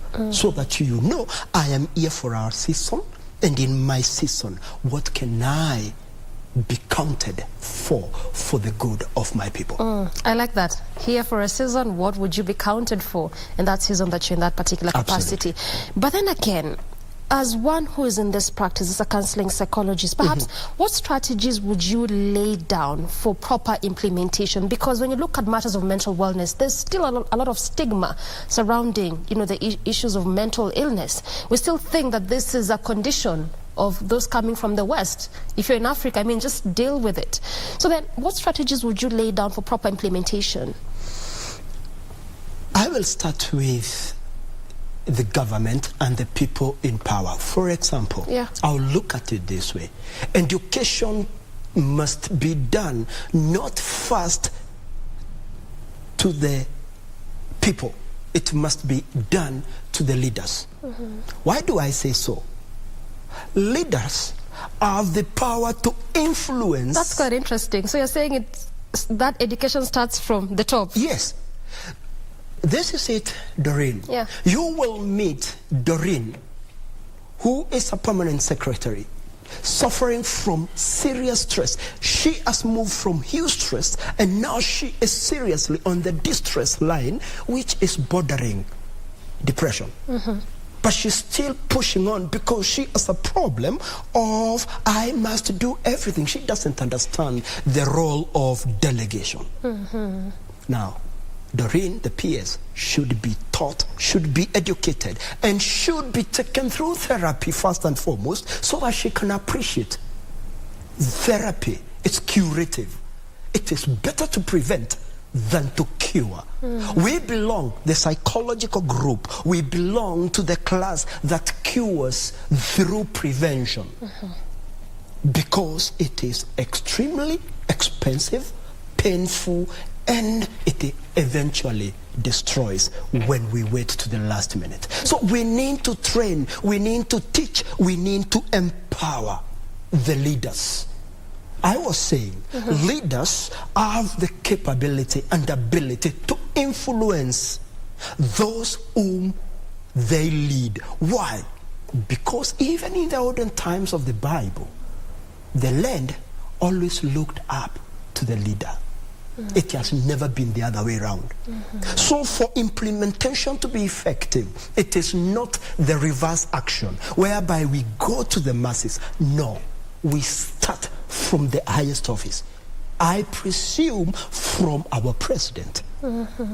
May they and he understand what is mental health.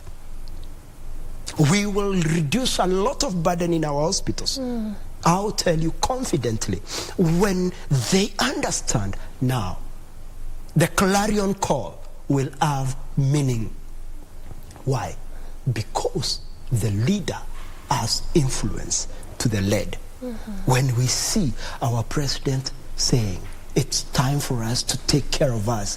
When he stands and says, it is okay to be not okay. It is okay for men to speak about mental issues. It is okay for men to be vulnerable. Then men will start saying, if my president can say, who am I? And it becomes an easy problem. Implementation will just take a twinkle of an eye, and these things will be done. It is not a problem of the West. It is here with us, and it needs to be addressed, not today, yesterday. As fast as it can. And I like the way you're saying, just to demystify that it's not a problem of the West, because again, also when you look at what the WHO also equally released, that when you look at mental illnesses, they begin from as early as the age of 14, and going by that statistics, that this actually cuts across. So then it shows you that it does not pick an area, a demographic, or a gender. It actually does cut across. But what I found interesting was that, yes, it begins from the age of 14, but then it's not attended to as at that point. And one would wonder, if it begins from that early point, then why not attend to it as early as at then? What is the problem? Thank you, Doreen. Allow me to correct you on one thing. It does not start at 14. Okay. It starts as early as 2, 3, 4 years of age. There is a thing so it starts from that very toddler stage? Absolutely. At the age of 2? Yes.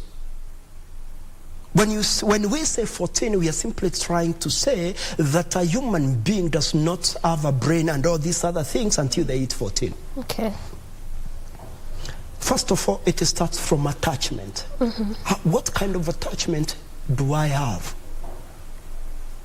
What kind of growing, what kind of environment, what kind of parent, what kind of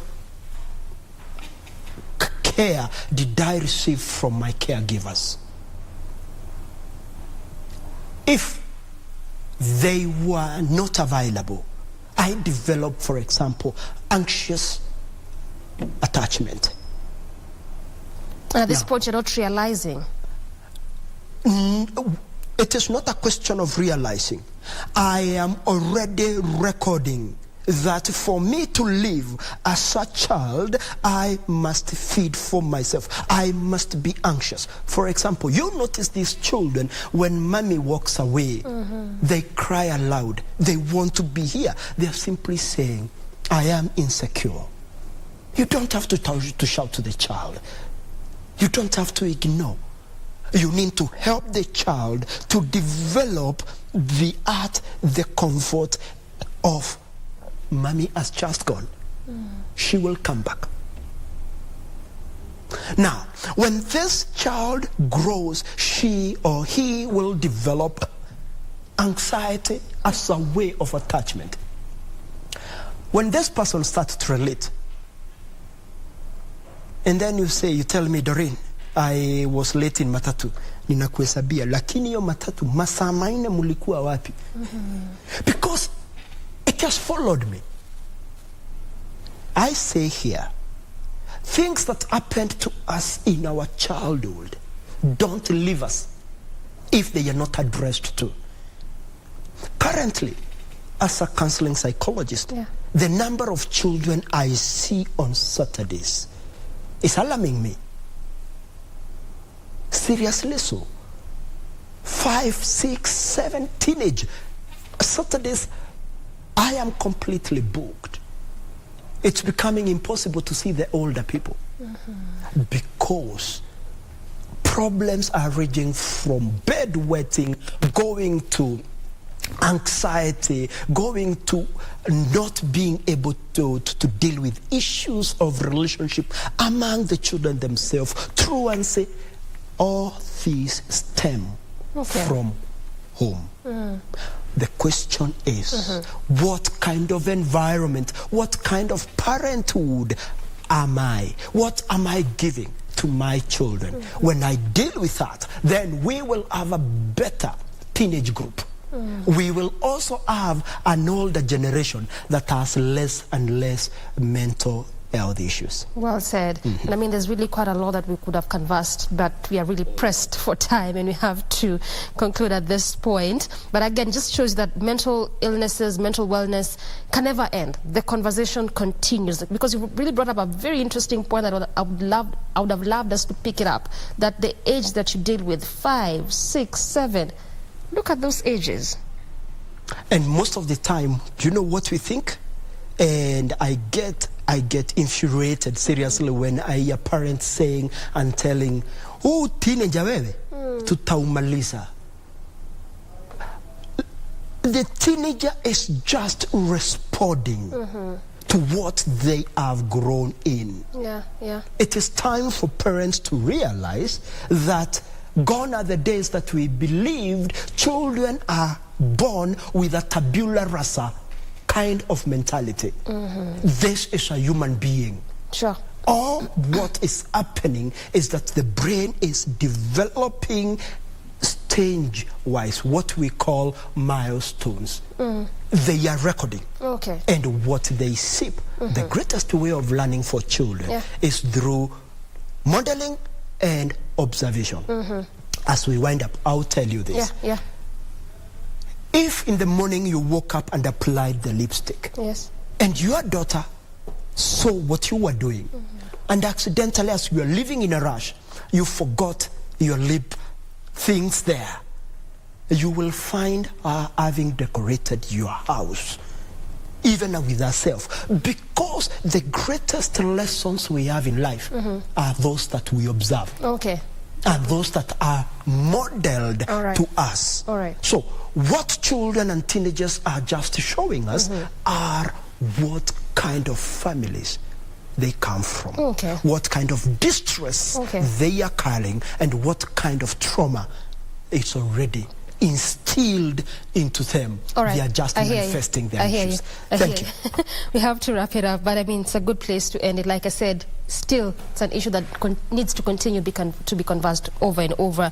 But I have been speaking to Njabere Muruki, who is a counseling psychologist. Of course, matters of mental wellness taking center stage and dominating our conversation. Good place to end this conversation, and ultimately, good morning, Kenya. I'm Doreen Arange Okelo on behalf of the entire team. Asante sana. Till tomorrow, good morning.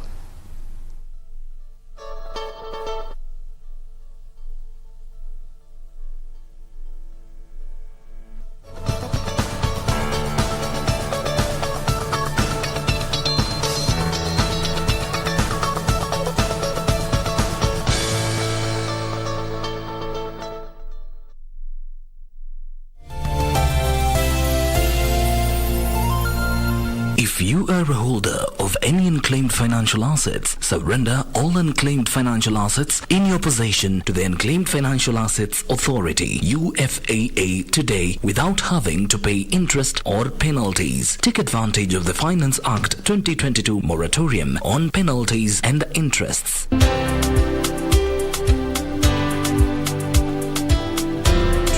For more information, visit www.ufaa.go.ke/holders. Unclaimed Financial Assets Authority. Receive, safeguard, reunite.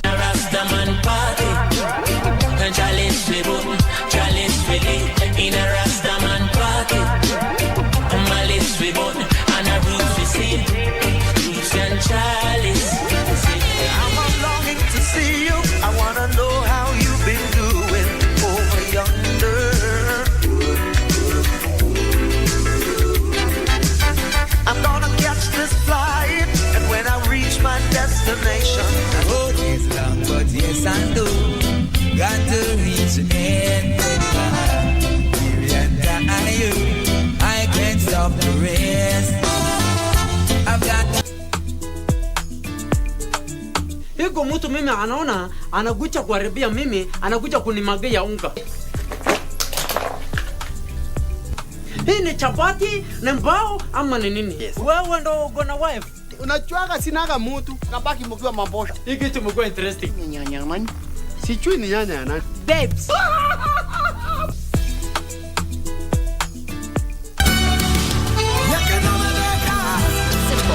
What is it that you want Mika to tell you? Why don't you ask her? And if you tell me, then I will keep my promise to you. Stay away from my granddaughter, and I want you to get out of here. Oh, of course I wasn't planning to stay here at all. You are an imposter.